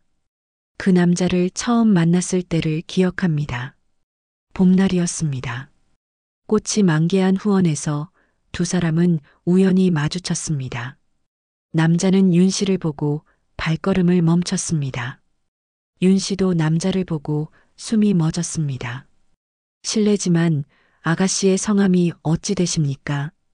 남자가 먼저 말을 걸었습니다. 윤 씨는 얼굴이 붉어졌습니다. 처음 보는 남자가 말을 거는 것은 예의에 어긋나는 일이었습니다. 하지만 윤 씨는 화가 나지 않았습니다. 오히려 심장이 빠르게 뛰었습니다. 윤 씨입니다. 윤 씨는 작은 목소리로 대답했습니다. 남자는 미소를 지었습니다. 그 미소가 너무나 아름다워서 윤 씨는 넋을 잃었습니다. 아름다운 이름이십니다. 저는 이웃 마을에서 왔습니다. 부친께서 댁의 어른을 뵙기 위해 오셨는데 저도 따라왔습니다. 그렇게 두 사람의 인연이 시작되었습니다. 그 후로 남자는 자주 윤 씨의 집을 방문했습니다. 명목은 부친을 따라오는 것이었지만 실제로는 윤 씨를 보기 위해서였습니다. 두 사람은 후원에서 몰래 만났습니다. 당신을 보지 못하는 날은 하루가 1년 같습니다. 남자는 그렇게 말했습니다. 윤 씨도 같은 마음이었습니다. 윤 씨는 남자를 사랑했습니다. 처음으로 느끼는 감정이었습니다. 가슴이 뛰고 얼굴이 붉어지고 밤에는 잠을 이룰 수 없었습니다. 두 사람은 혼인을 약속했습니다. 남자는 부모님께 말씀드리겠다고 했습니다. 윤 씨는 그 말을 믿었습니다. 그리고 그날 밤이 왔습니다. 보름달이 밝게 빛나던 밤이었습니다. 남자는 윤 씨를 후원으로 불렀습니다. 달빛 아래 남자는 윤 씨에게 비녀를 건넸습니다. 이 은빛 비녀였습니다. 이것은 제 어머니께서 물려주신 것입니다. 이제 이것을 당신에게 드립니다. 곧 당신과 혼인할 것입니다. 이 비녀가 그 약속입니다. 남자는 그렇게 말했습니다. 그리고 비녀의 끝부분을 가리켰습니다. 여기에 영원이라는 글씨를 새겨 넣었습니다. 우리의 사랑이 영원하기를 바라는 마음입니다. 윤 씨는 너무 행복해서 눈물을 흘렸습니다. 그리고 그날 밤 두 사람은 사랑을 나눴습니다. 윤 씨는 두렵지 않았습니다. 곧 혼인할 사람이었으니까요. 남자를 믿었으니까요. 두 사람의 사랑은 진실했으니까요. 하지만 그것이 윤 씨의 가장 큰 실수였습니다. 며칠 후 남자의 혼인 소식이 들려왔습니다. 다른 여자와의 혼인이었습니다. 더 높은 가문의 딸이었습니다. 윤 씨는 믿을 수 없었습니다.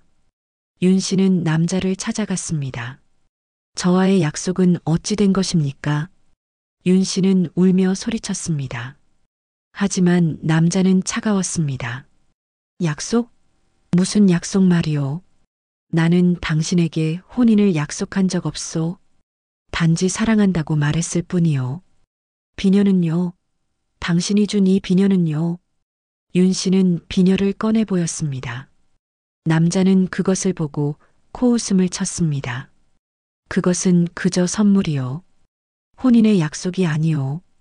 당신이 오해한 것이요. 우리는 몸을 섞지 않았습니까? 윤 씨는 절규했습니다. 하지만 남자는 고개를 저었습니다.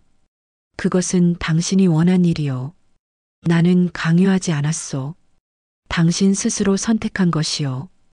윤 씨는 그 자리에 주저앉았습니다. 세상이 무너지는 것 같았습니다. 남자는 그런 윤 씨를 보지도 않고 그 자리를 떠났습니다. 윤 씨는 혼자 남겨졌습니다. 순결을 잃었고 사랑도 잃었습니다. 세상은 윤 씨를 손가락질했습니다. 버림받은 여자, 순결을 잃은 여자라고 수군거렸습니다. 윤 씨의 부모는 딸을 위해 혼처를 찾았습니다. 하지만 쉽지 않았습니다. 1년이 지나도 2년이 지나도 아무도 윤 씨를 원하지 않았습니다. 그때 나타난 사람이 지금의 남편이었습니다. 남편은 윤 씨의 과거를 알면서도 윤 씨를 받아들였습니다. 윤 씨는 감사했고 동시에 수치스러웠습니다. 윤 씨는 다짐했습니다.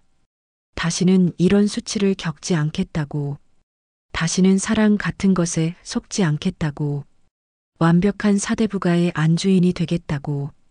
윤 씨는 비녀를 숨겼고 과거를 묻었습니다. 그리고 도덕과 예를 강조하는 사람이 되었습니다.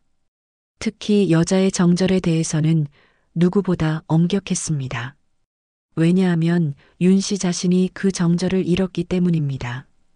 윤 씨는 자신의 과거를 부정하고 싶었습니다. 그래서 다른 사람들에게 더욱 엄격했던 것입니다. 자신의 죄를 숨기기 위해 다른 사람의 작은 잘못도 용서하지 않았던 것입니다.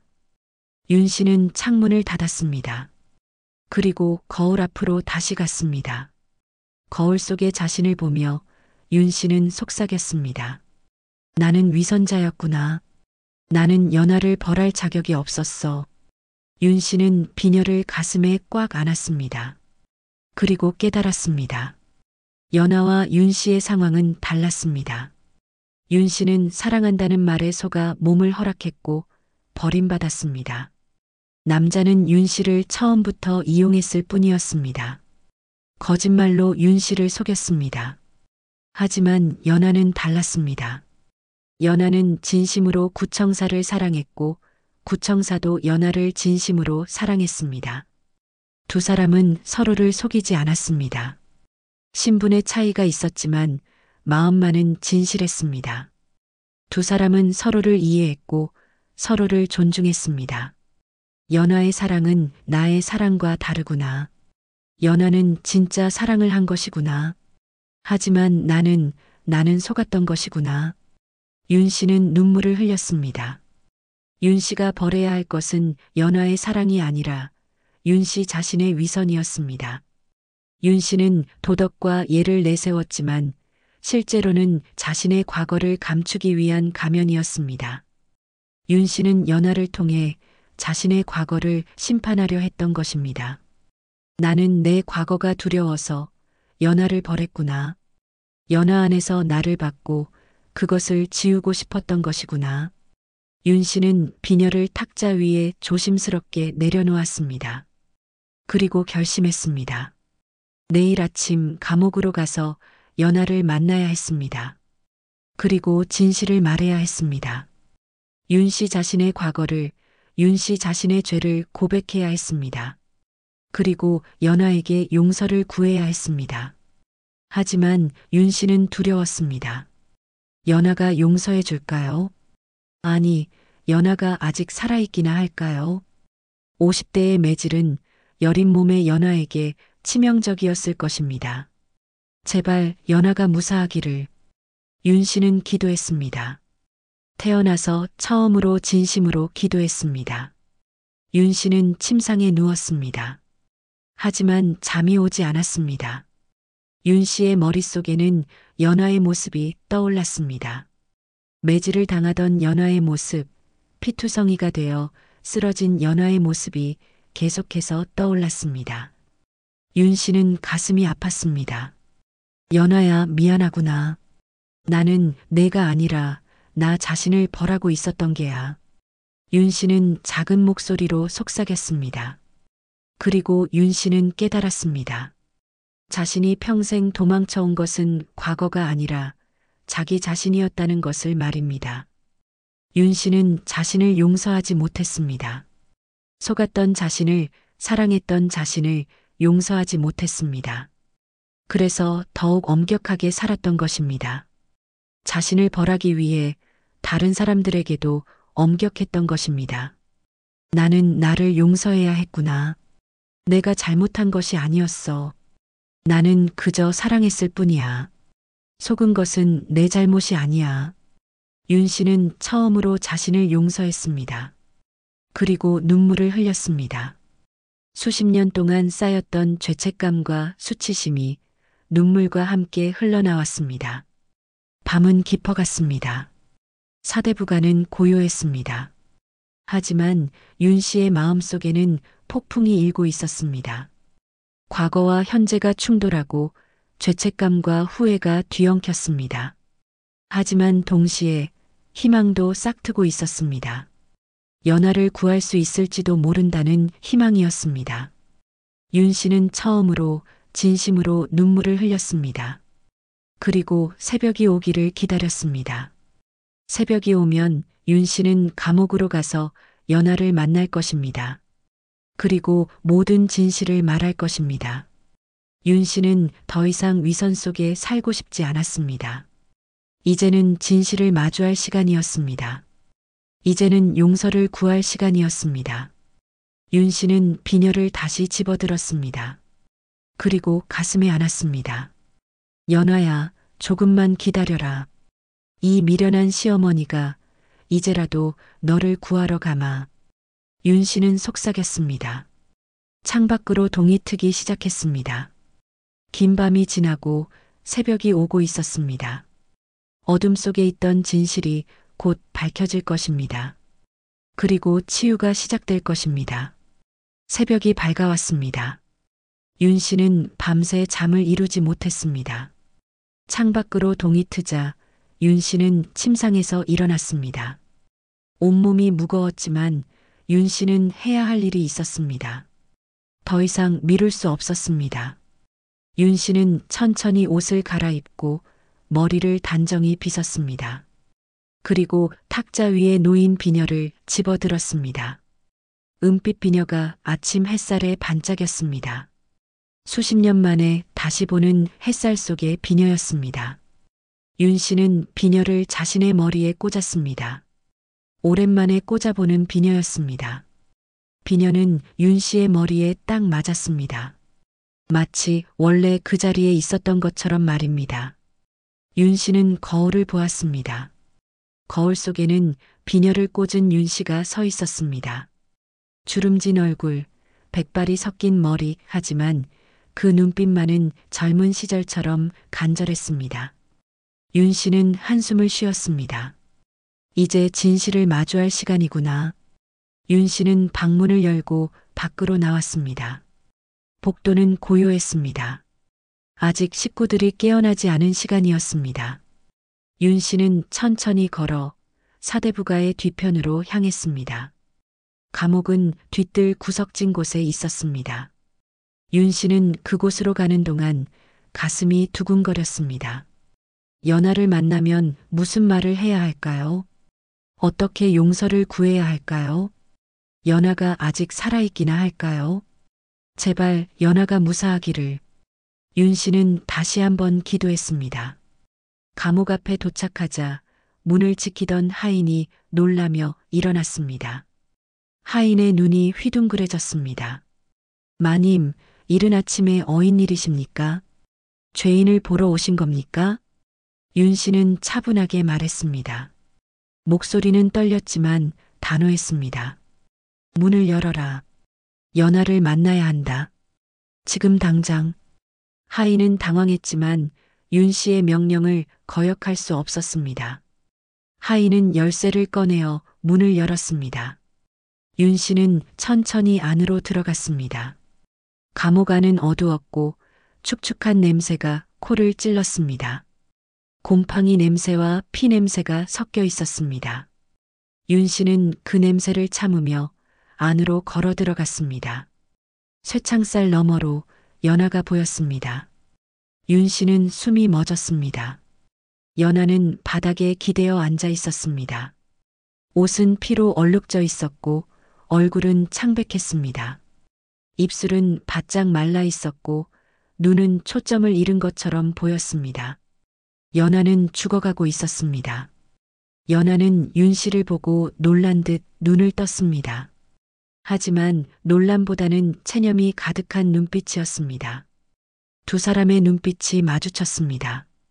잠시 침묵이 흘렀습니다. 무거운 침묵이었습니다. 시간이 멈춘 것 같았습니다. 윤 씨가 먼저 입을 열었습니다. 목소리가 떨렸습니다. 연아야. 윤 씨의 목소리는 부드러웠습니다. 연아는 대답하지 않았습니다. 그저 윤 씨를 바라볼 뿐이었습니다. 힘이 없었습니다. 윤 씨는 쇠창살 앞으로 다가갔습니다. 그리고 무릎을 꿇었습니다. 60세의 시어머니가 며느리 앞에 무릎을 꿇었습니다. 연아는 깜짝 놀랐습니다. 눈이 커졌습니다. 시어머니가 무릎을 꿇다니 믿을 수 없는 일이었습니다. 세상이 뒤집힌 것 같았습니다. 어머님, 무엇을 하시는 겁니까? 일어나세요. 연아가 놀라며 말했습니다. 목소리는 약했지만 분명했습니다. 윤 씨는 고개를 들어 연아를 바라보았습니다. 윤 씨의 눈에는 눈물이 가득 차 있었습니다. 윤 씨는 평생 남 앞에서 눈물을 보이지 않았습니다. 하지만 지금 윤 씨는 눈물을 흘리고 있었습니다. 연아야, 내가 너에게 큰 잘못을 저질렀구나. 내가 너를 벌할 자격이 없었다. 나는 위선자였어. 연아는 이해할 수 없다는 표정으로 윤 씨를 바라보았습니다. 무슨 말인지 알 수 없었습니다. 윤 씨는 천천히 말을 이었습니다. 목소리는 떨렸지만 진실이 담겨 있었습니다. 그 비녀 말이다. 내가 구청사에게 준 그 비녀. 그건 내 것이 아니었어. 원래는 내 것이었단다. 연아는 눈을 크게 떴습니다. 무슨 말인지 이해하려 했습니다. 윤 씨는 자신의 머리에 꽂힌 비녀를 가리켰습니다. 오래전 나도 사랑했던 사람이 있었단다. 내가 구청사를 사랑하듯이 나도 한 남자를 진심으로 사랑했지. 우리는 혼인을 약속했고 몸도 섞었어. 그 남자가 내게 준 것이 바로 이 비녀였단다. 윤 씨는 고개를 숙이며 계속 말했습니다. 눈물이 뺨을 타고 흘러내렸습니다. 하지만 그 남자는 나를 버렸단다. 더 좋은 혼처가 생기자 나와의 약속을 저버렸지. 나는 혼인 전에 순결을 잃었고 버림받았어. 그것은 내 인생에서 가장 큰 상처였단다. 가장 큰 수치였어. 윤 씨의 목소리가 떨렸습니다. 윤 씨는 손으로 눈물을 닦았습니다. 하지만 눈물은 계속 흘러나왔습니다. 나는 그 후로 사랑을 증오했어. 사랑 때문에 상처받았고 사랑 때문에 수치를 당했으니까. 그래서 나는 다짐했지. 다시는 사랑 같은 것에 흔들리지 않겠다고, 오직 체면과 명예만을 지키며 살겠다고 말이야.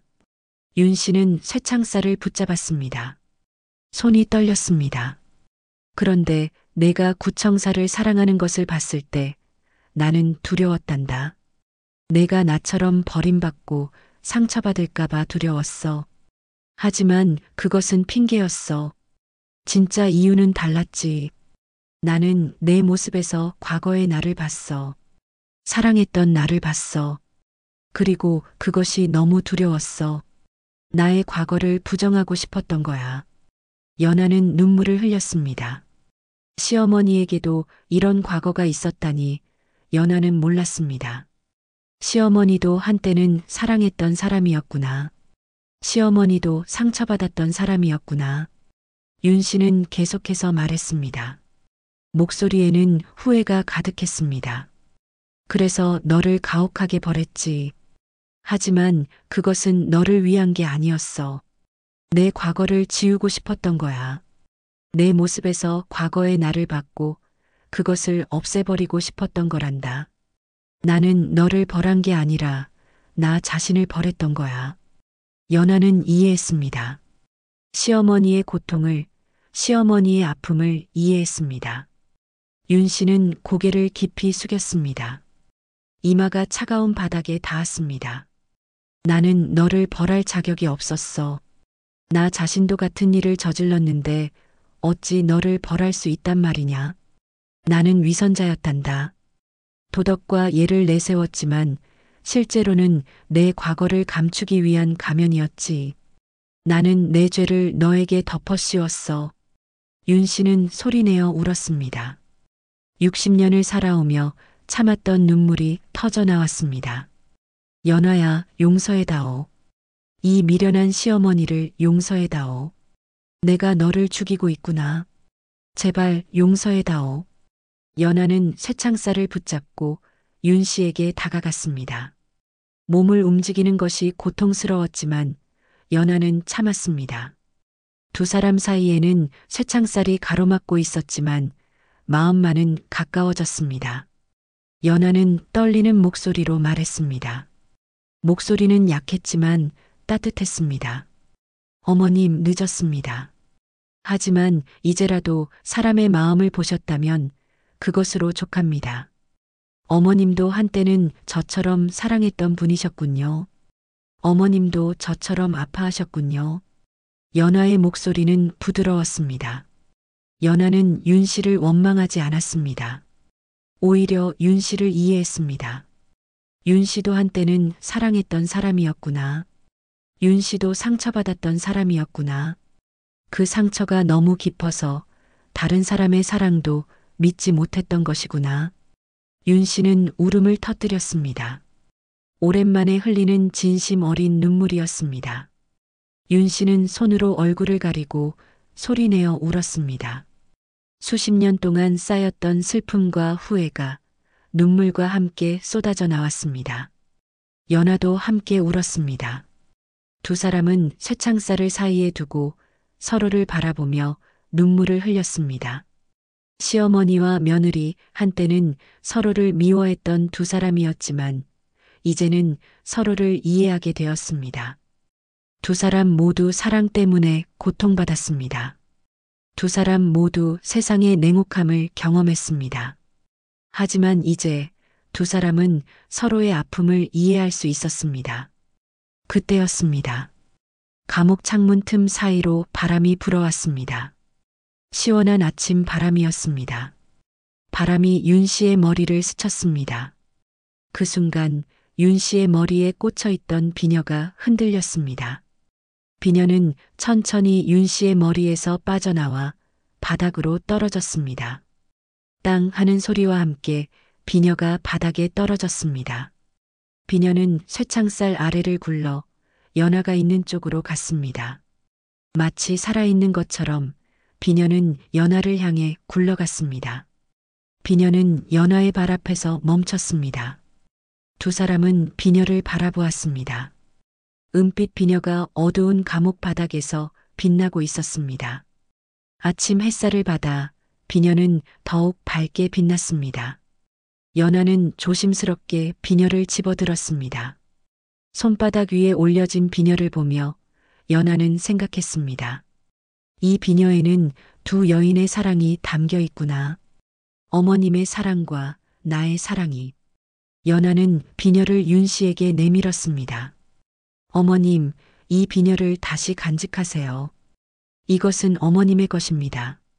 어머님의 사랑이 담긴 것입니다. 하지만 윤 씨는 고개를 저었습니다. 눈물을 흘리며 말했습니다. 아니다. 이제 이 비녀는 내 것이란다. 내가 이 비녀에 새로운 의미를 담아주었어.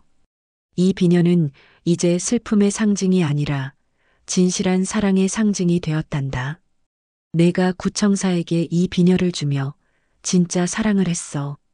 나와는 달랐어. 나는 속았지만 너는 진실한 사랑을 했어. 윤 씨는 계속해서 말했습니다. 구청사에게 다시 전해주렴. 그리고 말해주렴. 이 사랑은 죄가 아니라고. 사랑은 결코 죄가 아니라고. 연아는 비녀를 꽉 쥐었습니다. 눈물이 흘렀습니다. 윤 씨는 일어서서 하인을 불렀습니다. 목소리에는 힘이 실렸습니다. 문을 열어라. 연아를 풀어주어라. 지금 당장. 하인은 놀랐지만 명령에 따랐습니다. 감옥 문이 열렸습니다. 연아는 천천히 일어섰습니다. 온몸이 아팠지만 연아는 참았습니다. 연아는 감옥 밖으로 나왔습니다. 윤 씨는 연아를 부축했습니다. 두 사람은 천천히 안채로 향했습니다. 의원을 불러라. 최고의 의원을 불러라. 어서. 윤 씨는 하인들에게 소리쳤습니다. 하인들이 서둘러 움직였습니다.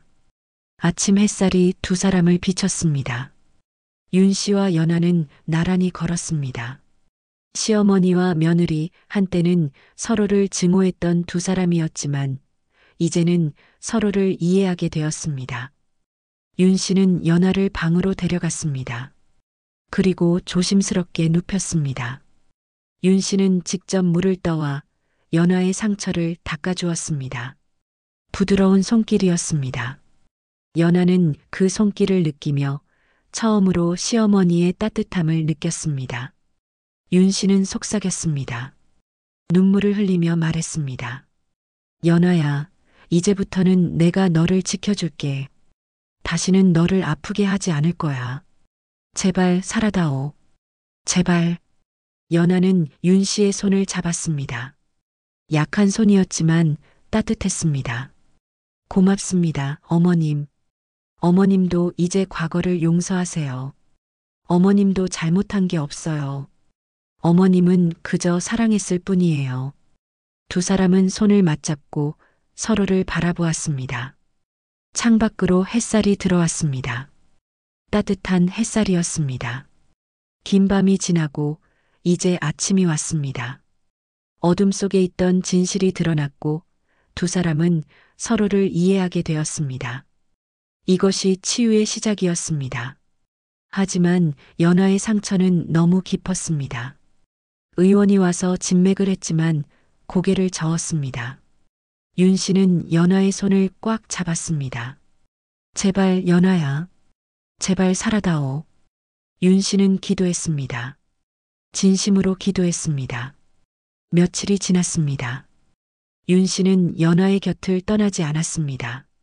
직접 약을 다려 먹이고 상처를 돌보았습니다. 하지만 연하의 상태는 나아지지 않았습니다. 오히려 점점 나빠졌습니다. 매질로 입은 상처가 깊었고 감옥의 습한 환기 때문에 상처가 곪기 시작했던 것입니다. 열이 올랐고 연하는 헛소리를 하기 시작했습니다. 의원이 와서 진맥을 했습니다. 의원은 고개를 저으며 말했습니다. 상처가 너무 깊고 이미 열독이 온몸에 퍼졌습니다. 제가 할 수 있는 것이 별로 없습니다. 윤 씨는 의원의 옷깃을 붙잡았습니다. 제발 무슨 수를 써서라도 살려주십시오. 의원은 안타까운 표정으로 고개를 저었습니다. 최선을 다하겠지만 마음의 준비를 하시는 게 좋을 것 같습니다. 윤 씨는 무너졌습니다. 이럴 수가 없었습니다. 이제 막 연하와 마음을 나눴는데, 이제 막 서로를 이해하게 되었는데, 연하가 떠난다는 것입니까? 윤 씨는 연하의 손을 꽉 잡았습니다. 연하의 손은 뜨거웠습니다. 열 때문이었습니다. 윤 씨는 밤낮으로 연하를 돌봤습니다. 잠도 자지 않고 밥도 제대로 먹지 않으며 오직 연하만을 간호했습니다. 하지만 연하의 상태는 계속 악화되었습니다. 연하는 의식이 흐려졌고 가끔 눈을 뜨지만 곧 다시 감았습니다. 어느 날 밤 연하가 잠시 정신을 차렸습니다. 연하는 눈을 뜨고 주위를 둘러보았습니다. 윤 씨가 옆에 앉아 있었습니다. 연하는 작은 목소리로 불렀습니다. 어머님. 윤 씨는 화들짝 놀라며 연하의 손을 잡았습니다. 연하야, 정신이 드느냐?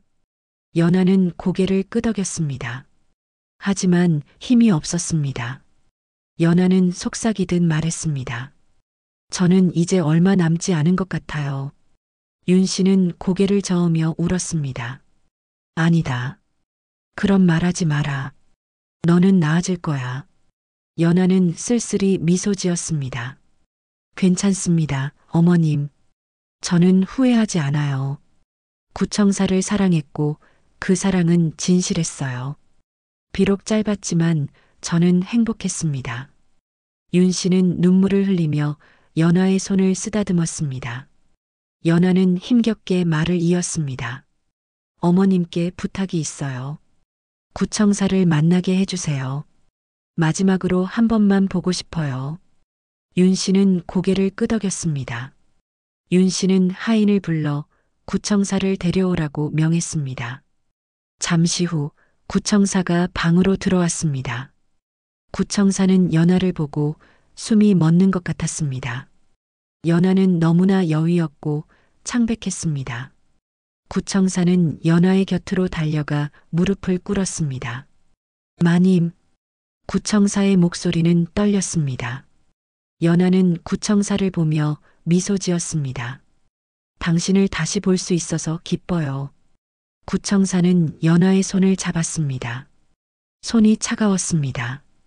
구청사는 그 차가운 손을 자신의 뺨에 갖다 댔습니다. 마님, 제발 이러지 마세요. 저를 두고 가시면 안 됩니다. 연하는 고개를 저었습니다. 우리에게 주어진 시간은 짧았지만 그 시간은 제 생에서 가장 소중한 시간이었어요. 당신을 만나서 행복했어요. 당신 덕분에 저는 살아있다는 것을 느꼈어요. 구청사는 울었습니다. 군관으로서 전쟁터를 누볐던 구청사였지만 이 순간만큼은 참을 수 없었습니다. 구청사는 연하의 손에 입을 맞췄습니다. 마님, 저도 마님을 사랑합니다. 다음 생에서는 꼭 신분의 차이 없이 당당하게 마님과 함께하겠습니다. 연하는 눈물을 흘렸습니다. 그리고 작은 목소리로 말했습니다. 비녀를 가지고 있나요? 구청사는 고개를 끄덕였습니다. 구청사는 품에서 비녀를 꺼냈습니다. 은빛 비녀가 촛불에 반짝였습니다. 연하는 그 비녀를 보며 말했습니다. 그 비녀를 간직하세요. 그리고 잊지 말아요. 우리의 사랑은 죄가 아니었다는 것을요. 구청사는 비녀를 가슴에 꽉 안았습니다. 연하는 천천히 눈을 감았습니다. 숨이 점점 약해졌습니다. 윤 씨와 구청사는 연하의 곁에서 지켜보았습니다. 연하는 마지막으로 작은 목소리로 속삭였습니다. 남녀의 사랑이 죄라면 당신들의 욕망은 무엇입니까? 그것이 연하의 마지막 말이었습니다. 연하는 조용히 숨을 거두었습니다. 평화로운 얼굴이었습니다. 마치 잠든 것처럼 고요했습니다. 구청사는 연하의 이름을 부르며 울부짖었습니다. 윤 씨도 소리내어 울었습니다. 두 사람의 울음소리가 방 안을 가득 채웠습니다. 며칠 후 연하의 장례가 치러졌습니다. 사대부가의 뒤편 언덕에 연하의 무덤이 만들어졌습니다. 무덤 앞에는 작은 비석이 세워졌습니다. 비석에는 연하의 이름만이 새겨져 있었습니다. 장례식에는 많은 사람들이 참석했습니다. 하지만 남편 도원은 끝까지 나타나지 않았습니다. 도원은 연하가 죽은 후에도 연하를 외면했습니다.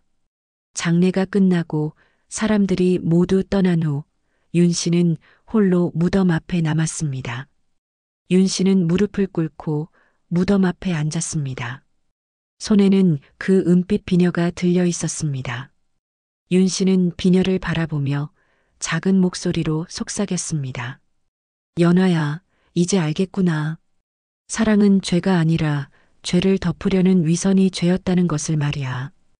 윤 씨는 무덤 앞에서 절을 올렸습니다. 깊이 고개를 숙이며 윤 씨는 연하에게 사죄했습니다. 연하야, 미안하구나. 내가 너를 이해했더라면 너는 이렇게 떠나지 않았을 거야. 내가 나의 과거를 인정했더라면 너를 지킬 수 있었을 거야. 용서해다오, 연하야. 윤 씨는 오랫동안 무덤 앞에 앉아 있었습니다. 해가 지고 어둠이 내렸습니다. 그제야 윤 씨는 일어났습니다. 윤 씨는 천천히 안채로 돌아왔습니다. 그날 밤 윤 씨는 남편을 불렀습니다.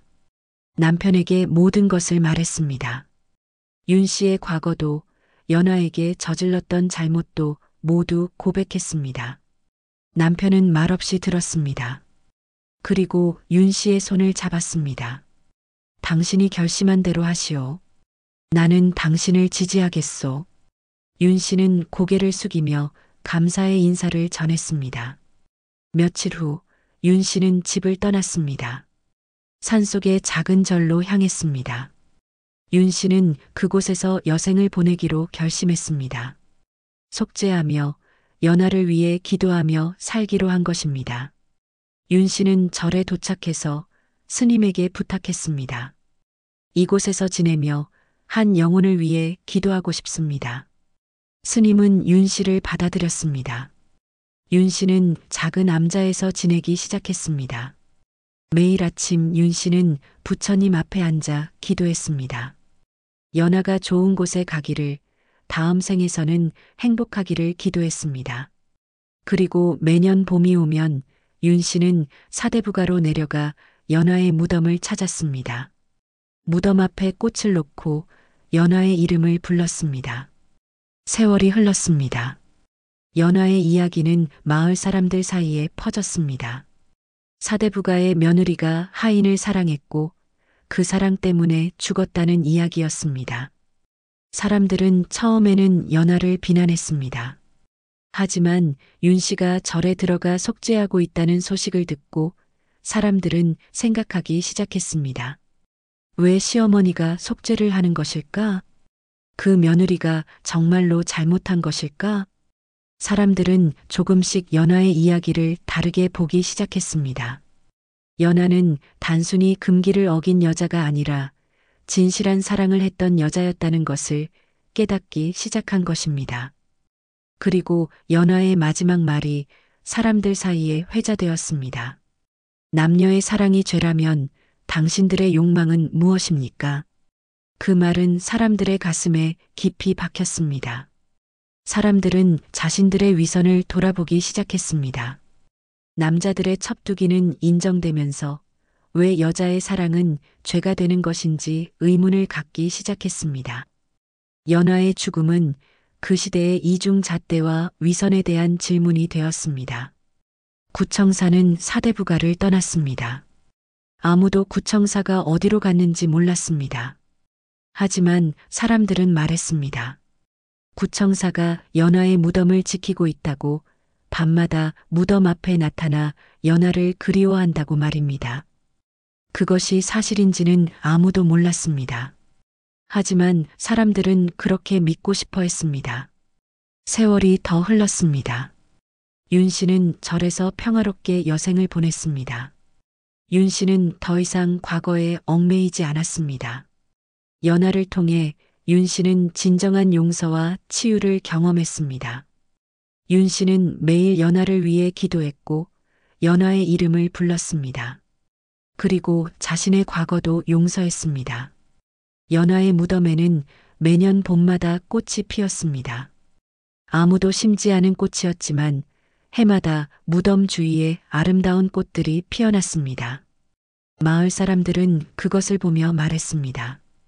연하의 영혼이 꽃으로 피어난 것이라고, 연하의 사랑이 그렇게 아름답게 남아있는 것이라고 말입니다. 욕망이 죄가 되는 세상에서 진실한 사랑은 늘 죄인으로 살아야 했습니다. 하지만 연하의 마지막 한마디는 그 시대의 굴레를 깼습니다. 사람들은 연하를 기억했습니다. 사랑했던 여인으로, 용기 있던 여인으로, 그리고 진실했던 여인으로 말입니다. 연하의 이야기는 세대를 넘어 전해졌고 사람들에게 사랑의 진정한 의미를 생각하게 했습니다. 끝까지 시청해 주셔서 감사합니다. 지금까지 이 이야기 어디서 시청하고 계셨나요? 지역 이름이나 어느 장소 댓글로 달아주시면 감사한 마음으로 꼭 반갑게 답글로 인사드리겠습니다. 구독, 좋아요, 알림 설정도 부탁드립니다.